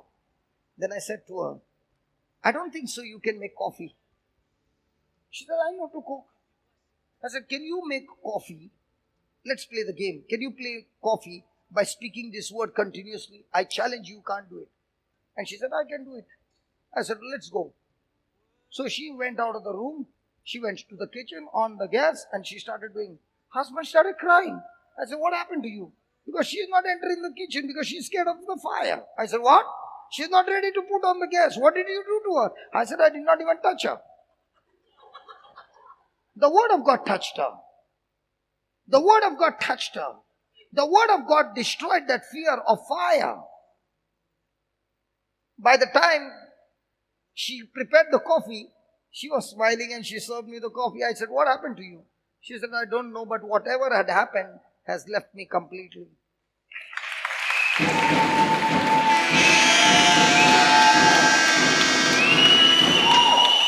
I did not pray over her. I led her to the truth. The truth fixed her of that error. How many of you know Sister Benny from Bombay? I'll tell you how I met her. These are all the belt of truth. She had gone to the counseling. And the reason for counseling is that her husband from the age of 12 used to drink what? Milk. Alcohol, man. Alcohol. And now he's in his 50s. Before brushing the teeth, what should go? Huh? Okay. Now that is the condition. Imagine what she must be going through. So she is taken the husband, the daughter, and the son, and herself to a counselor. They are waiting outside for their number to come. When the number comes, the first thing the counselor says, somebody has done something on you. Second thing, your husband can never be delivered from alcohol. Third thing, in the 6 months you are going to die. Who? Benny. And the fourth thing, your children are going to go out of the line. And all these things are happening because there is a curse on your family because your husband is a drunkard. Now imagine, this lady went with one problem. She must have come with how many problems now? Tell me honestly. Today we are laughing because we know the truth. But the person who went for counseling is believing every word that the man of God is speaking. Now she comes home and she's only thinking 6 months for me to live. In the 6 months, where do I put my children? Who will look after my daughter? Who will look after my son? So the whole day, what is she thinking? My husband at Tun, he won't even know where the 2 children are gone because he is only Tun. So she is only thinking that. In a matter of 15 days, she could not get up of the bed. She stuck to the bed and she can't even move. She's in extreme depression. She can't move her hands, she can't move her legs, she's totally stuck. And now she begins to believe it can be not 6 months, I think it is before 6 months. During that time, a friend of her gave her my number, and I don't know her. And she calls me up and says, "Brother, I'm dying." The first thing I asked, "Who told you?" A counselor said, "Is counselor your God or God's word your God?" I said, "Let's do one thing. I will give you a scripture. You say it for 20 minutes and then give me a call. I'll pray for you. Your life will be extended." Now, one man of God said, 6 months gone. Another one is saying, not that you'll be set free, it will be extended. Will she do? Come on, will she do? For her children's sake, she'll surely do. So I gave her Luke 4:18 and 19 and said, "Call me after 20 minutes. Kai ka call after 20 minutes? No call. After 30 minutes, the call came. And I said, "Can I pray for you?" She said, "No need of praying, brother. I'm out of the bed. And in the last 10 minutes, I did all the washing, cleaning, everything. I don't know what happened. Everything is gone and I'm fresh."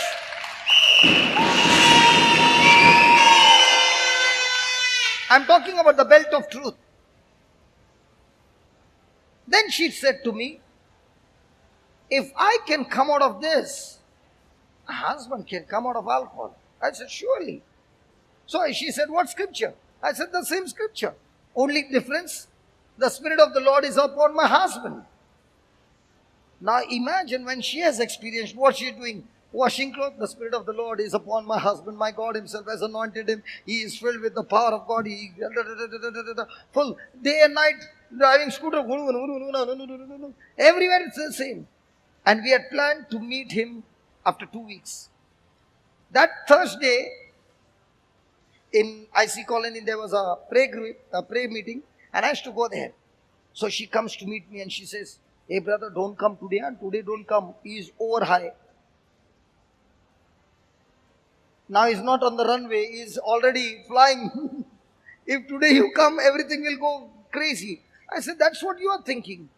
But Deuteronomy 31 or 32:6, I don't know which one, 31 or 32:6 says, I'm your Lord your God who goes before you."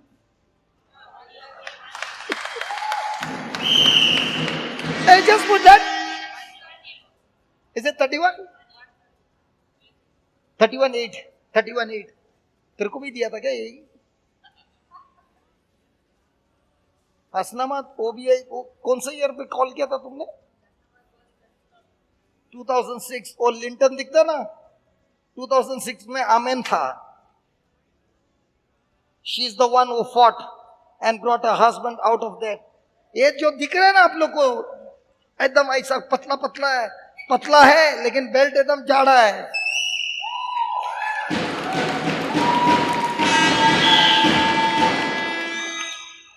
हाँ Sheila? And I did not even know her. I came to know after years. She is the lady who is calling me. Linton किधर है रे तू? देर ऊपर बैठा है. 2006 में आमेन. अभी सब in the ladies dormitory tonight 100%. कैसा सोते देखता है, सोने नहीं देगा. टेस्टिमनी पहला बोल. और जेंट्स में भी ऐसा ही. Today night vigil, because everybody wants to know other people's story. The word of God I'm preaching, nobody wants to know. No, everybody wants to know. But story, everybody wants to know more, because in story there is a lot of masala. And the Lord said, it is I that goes before you. Hey, ye kya hai? And the Lord, no, it is there, but it is I.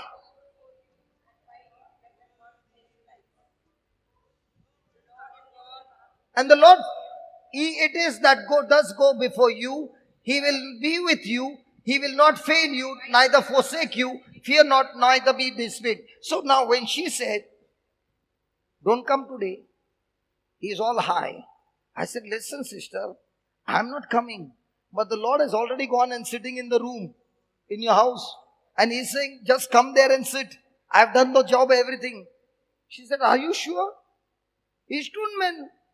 I said, in those days when tun were with me, I've got that all that. No problem.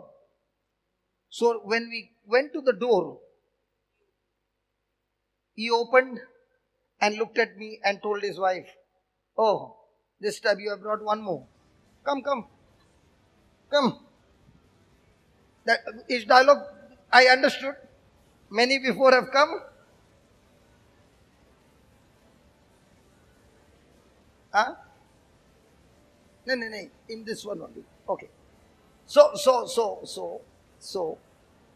he sat down and he said, will you drink with me?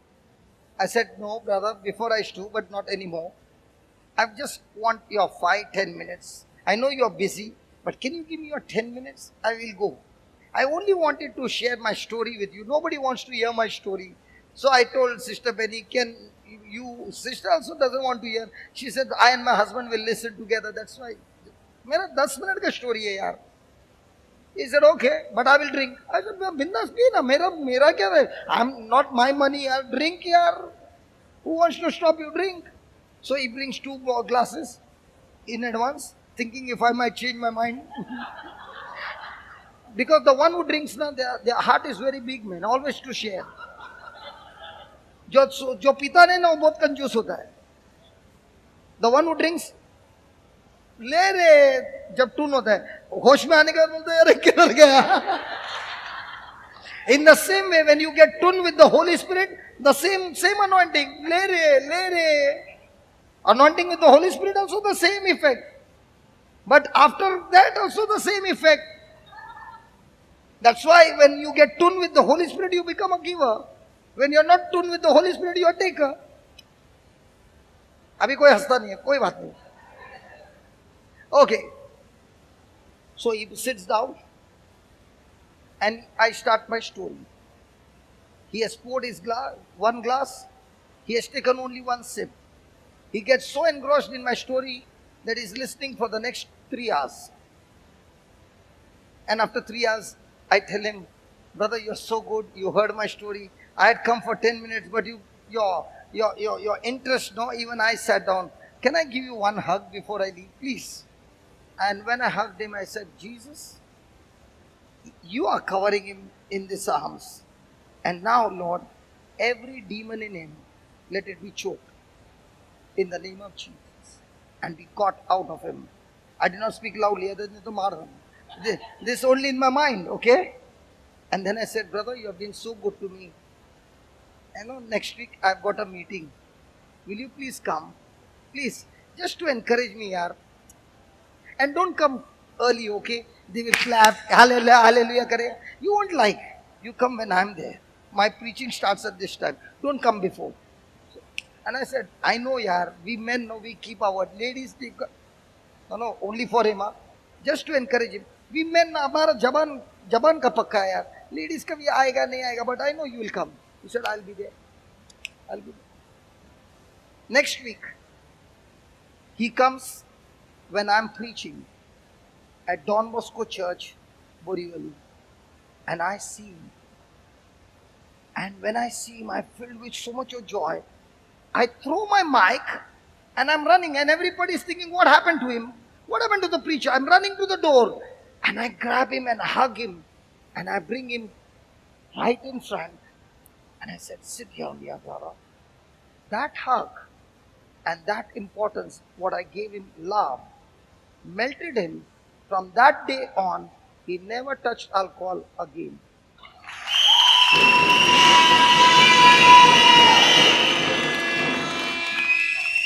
And when he was supposed to die in 2002, अभी तक जिंदा है रे, कब जा रहे मालूम नहीं. The ticket got cancelled. The counselor said 6 months. Ticket got cancelled. Why? The word of truth changed the ticket for a long life. My friend, many can come and counsel you. But what is very important is, do you really have the word of truth? And if you don't have the word of truth, that word of life that even came out of the mouth of a counselor or a man of God can kill you and destroy you and make your life miserable. Instead of going around asking for messages, get into the word of God. Messages can fail. Messages can fail. Visions can fail. But the word of God written in the Bible can never fail.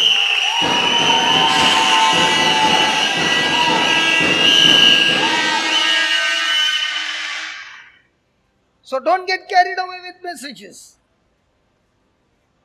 Get the word of God as a message from God. Hallelujah. Thank you, Jesus. So do we need the belt of truth? Have you girded the belt of truth? When we have lies in our life, like my brother David was saying, empty your cupboard, empty your cupboard. When that is there in our life, it will only bring downfall. We'll fall on our face. One day or the other, we'll surely fall. And God is saying, before you put on any armor, this is the first one. If you got this, all of the armors will start working. If you do not have the truth, the armor that you are putting in is not from God. It's a deceiving armor. When the time comes, all the arrows of the devil will penetrate through your heart, through your mind, and destroy you. Hallelujah. Thank you, Jesus. Thank you, Jesus. So write down.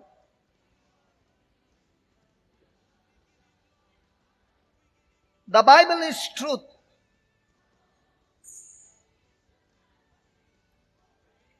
The Bible is truth.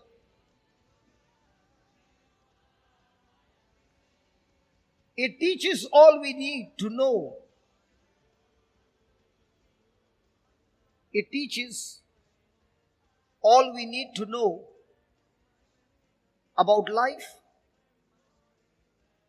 and death, heaven and hell, God and Satan, sin and salvation.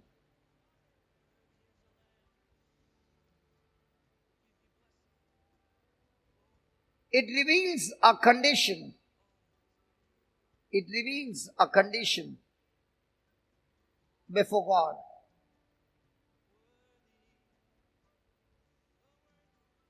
It reveals God's solution. It reveals God's solution to our problems. Jesus Christ, the Son of God. Jesus Christ, the Son of God. John 3:16. It reveals the way of salvation. It reveals the way of salvation. Acts 16:31. Acts 16:31. Ephesians 2:8 and 9. It reveals the final destiny. It reveals the final destiny of the saints of God.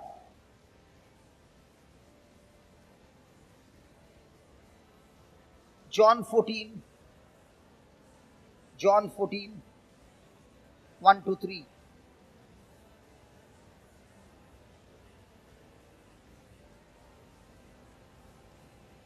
It reveals the final destiny. It reveals the final destiny of the lost. Psalms 9:17. Psalms 9:17.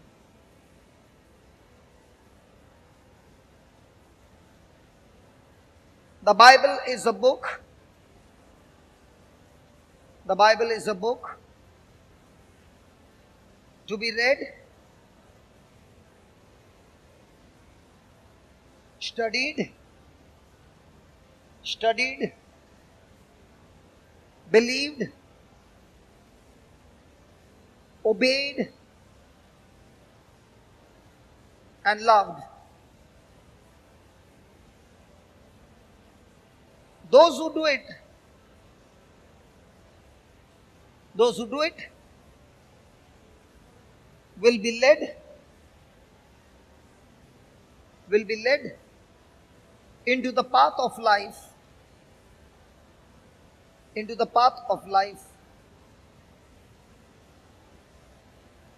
Those who don't will spend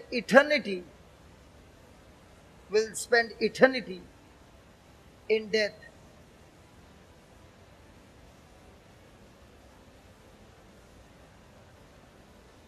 If we have a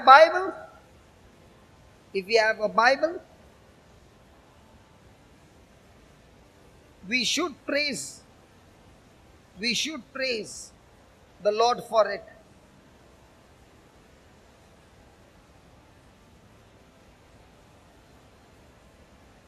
And we should soak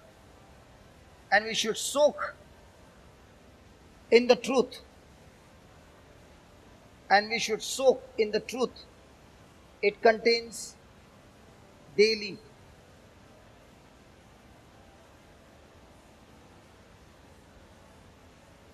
Let the truth shape our life. Let the truth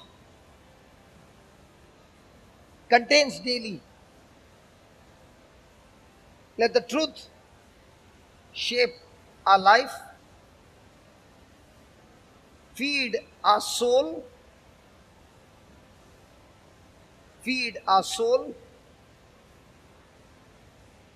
guide our steps,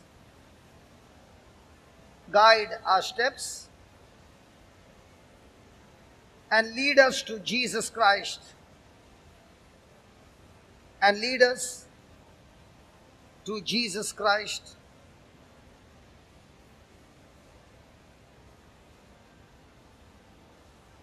Make the Bible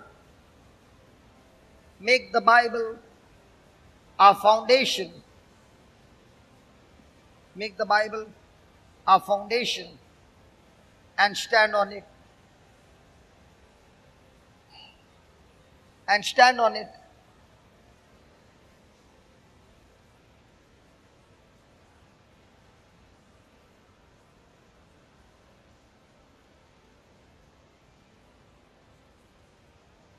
Develop an attitude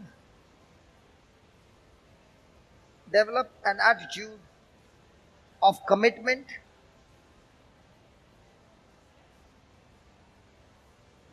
preparedness.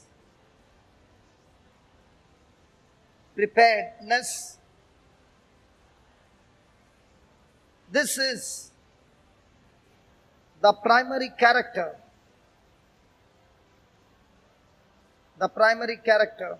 of a true believer.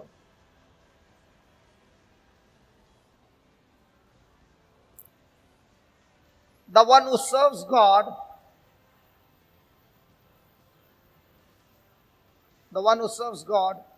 out of sincerity,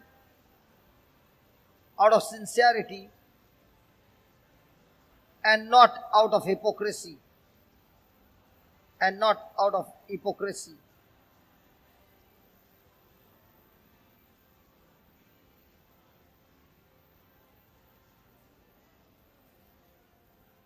This believer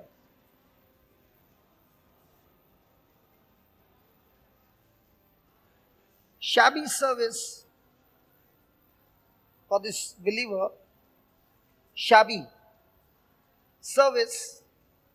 is not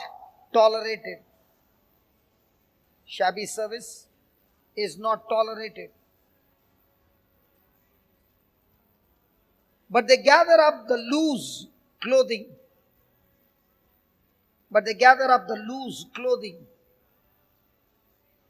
Of their lives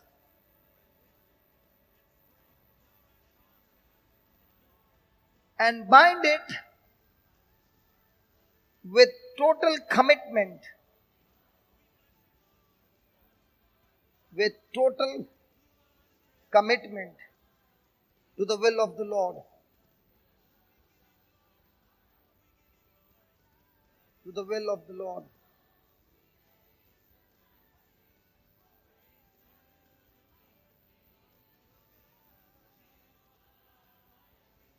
The loose tunic, the loose tunic allows the enemy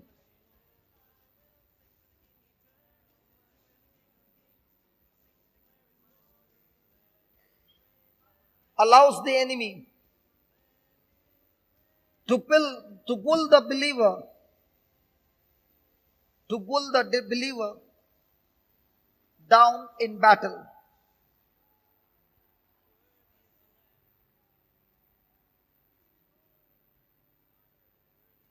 Many believers allow, many believers allow the cares of this world, the cares of this world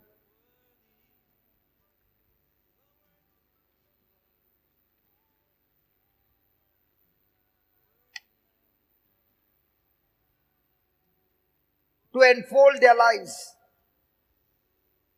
to enfold their lives. Their habits, cares, and interest entangle them. Their habits, cares, and interest entangles them, prevents them from being faithful, prevents them from being faithful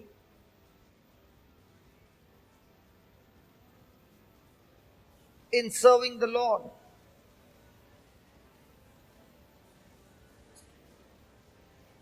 In serving the Lord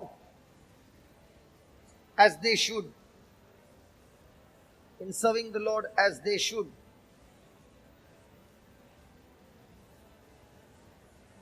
Capital letters, please.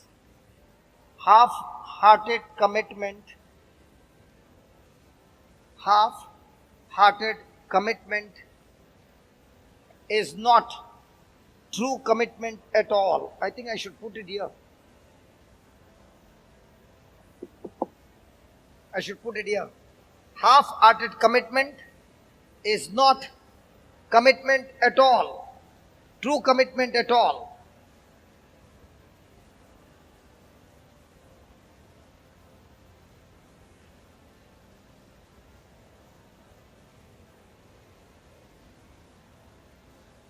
Hallelujah.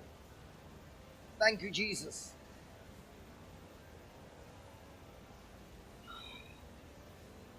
So, the belt of truth is a belt of commitment and always ready to be prepared,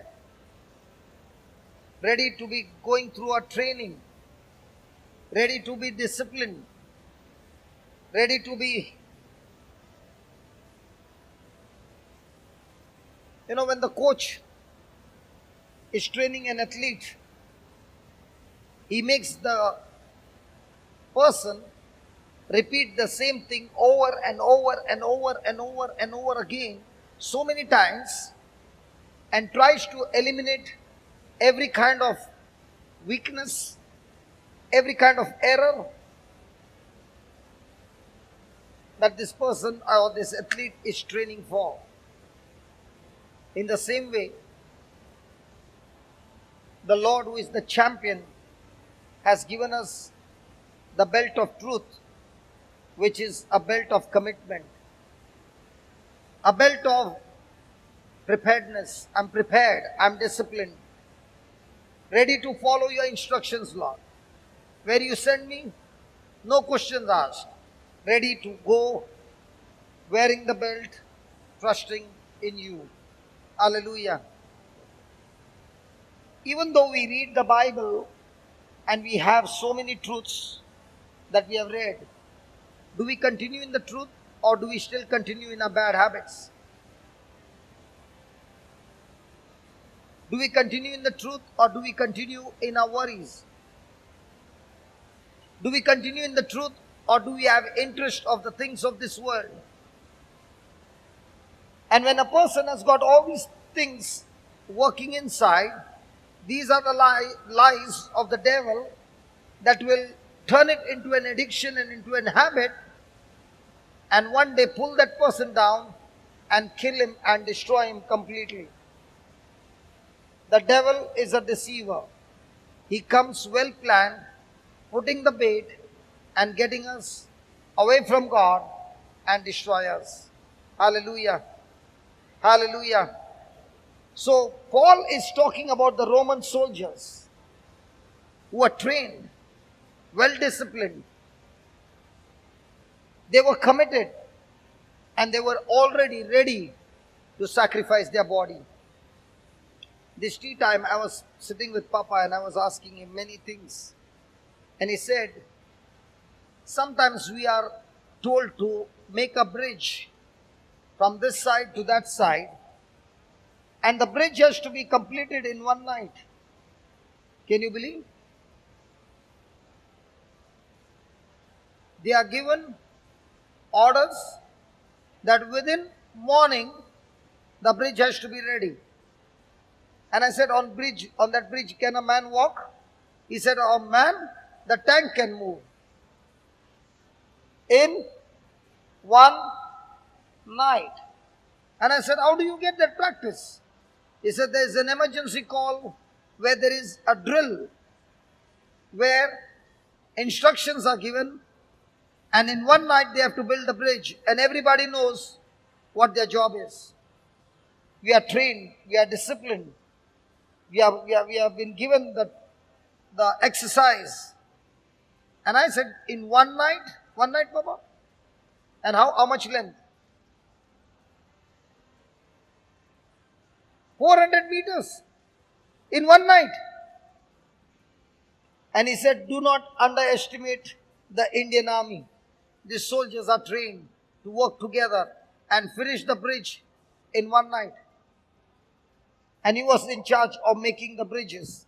And he said, before the army can come, we are sent to go to such places where man has not gone before. And we have to cut through all those things and make a highway for the soldiers to come with all their stuff. And to do that, we are going through a commitment. We are going through a training. And we as soldiers of God are supposed to be committed to the Lord by receiving His truth. So we can be here with the truths, and the next moment we can be on a chat talking rubbish.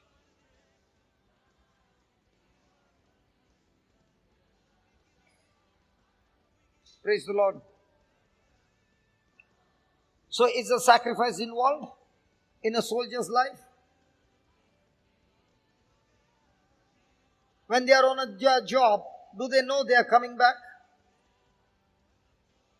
And are they still willing to sacrifice for their country? And what about us Christian soldiers?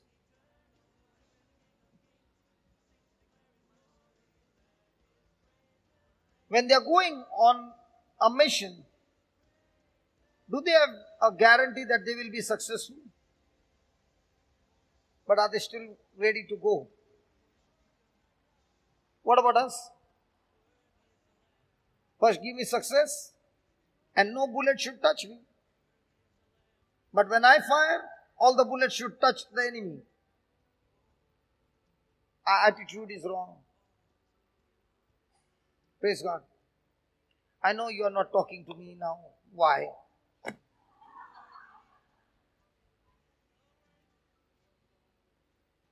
Because you soldiers are very committed and disciplined when it comes to that time. And the whole day you don't understand, brother, we have been fasting.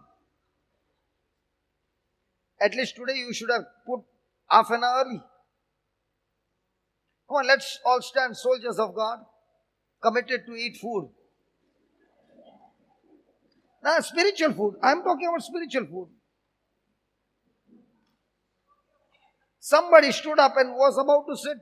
Don't you tell me about physical food. I'm talking about spiritual food.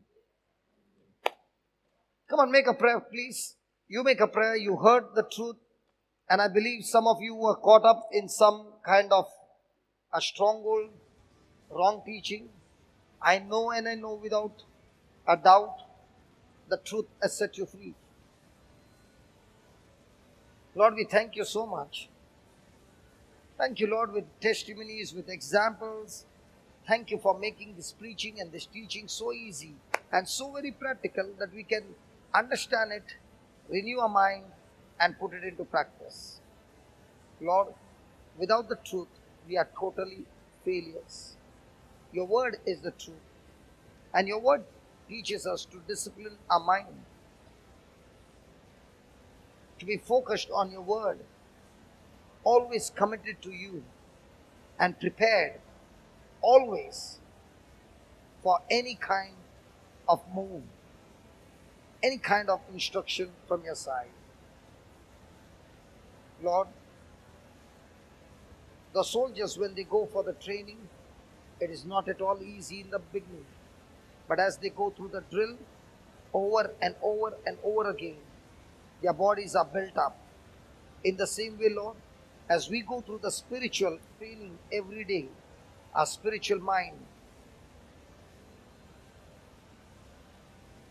all those thoughts that were once upon a time torturing us, we learn to captivate them and bring them into obedience to Christ. Thank you, Lord, for this gift of armor called the belt of truth. We thank you. And thank you for showing us how important it is. And it is the first armor that the soldier got to put. So now we understand, Lord, that the truth is the most primary of all the armors. If I do not have the truth, then I am completely deceived. Thank you for giving us the Bible, the written word, that like you said to Joshua, read it, speak it, meditate on it day and night, and do all that is written therein, and you shall make your way prosperous, and you shall have great success. Thank you, Father. Thank you for showing us this truth, and it is engrafted in our hearts. And through this word, our soul is renewed. Our soul is prospering. And because our soul is prospering, everything is turning for good. Our health is restored, and we are prospering in every area of our life. Thank you, and we praise you in the glorious name of Jesus. Come on, let's give the Lord a big hand. Hallelujah.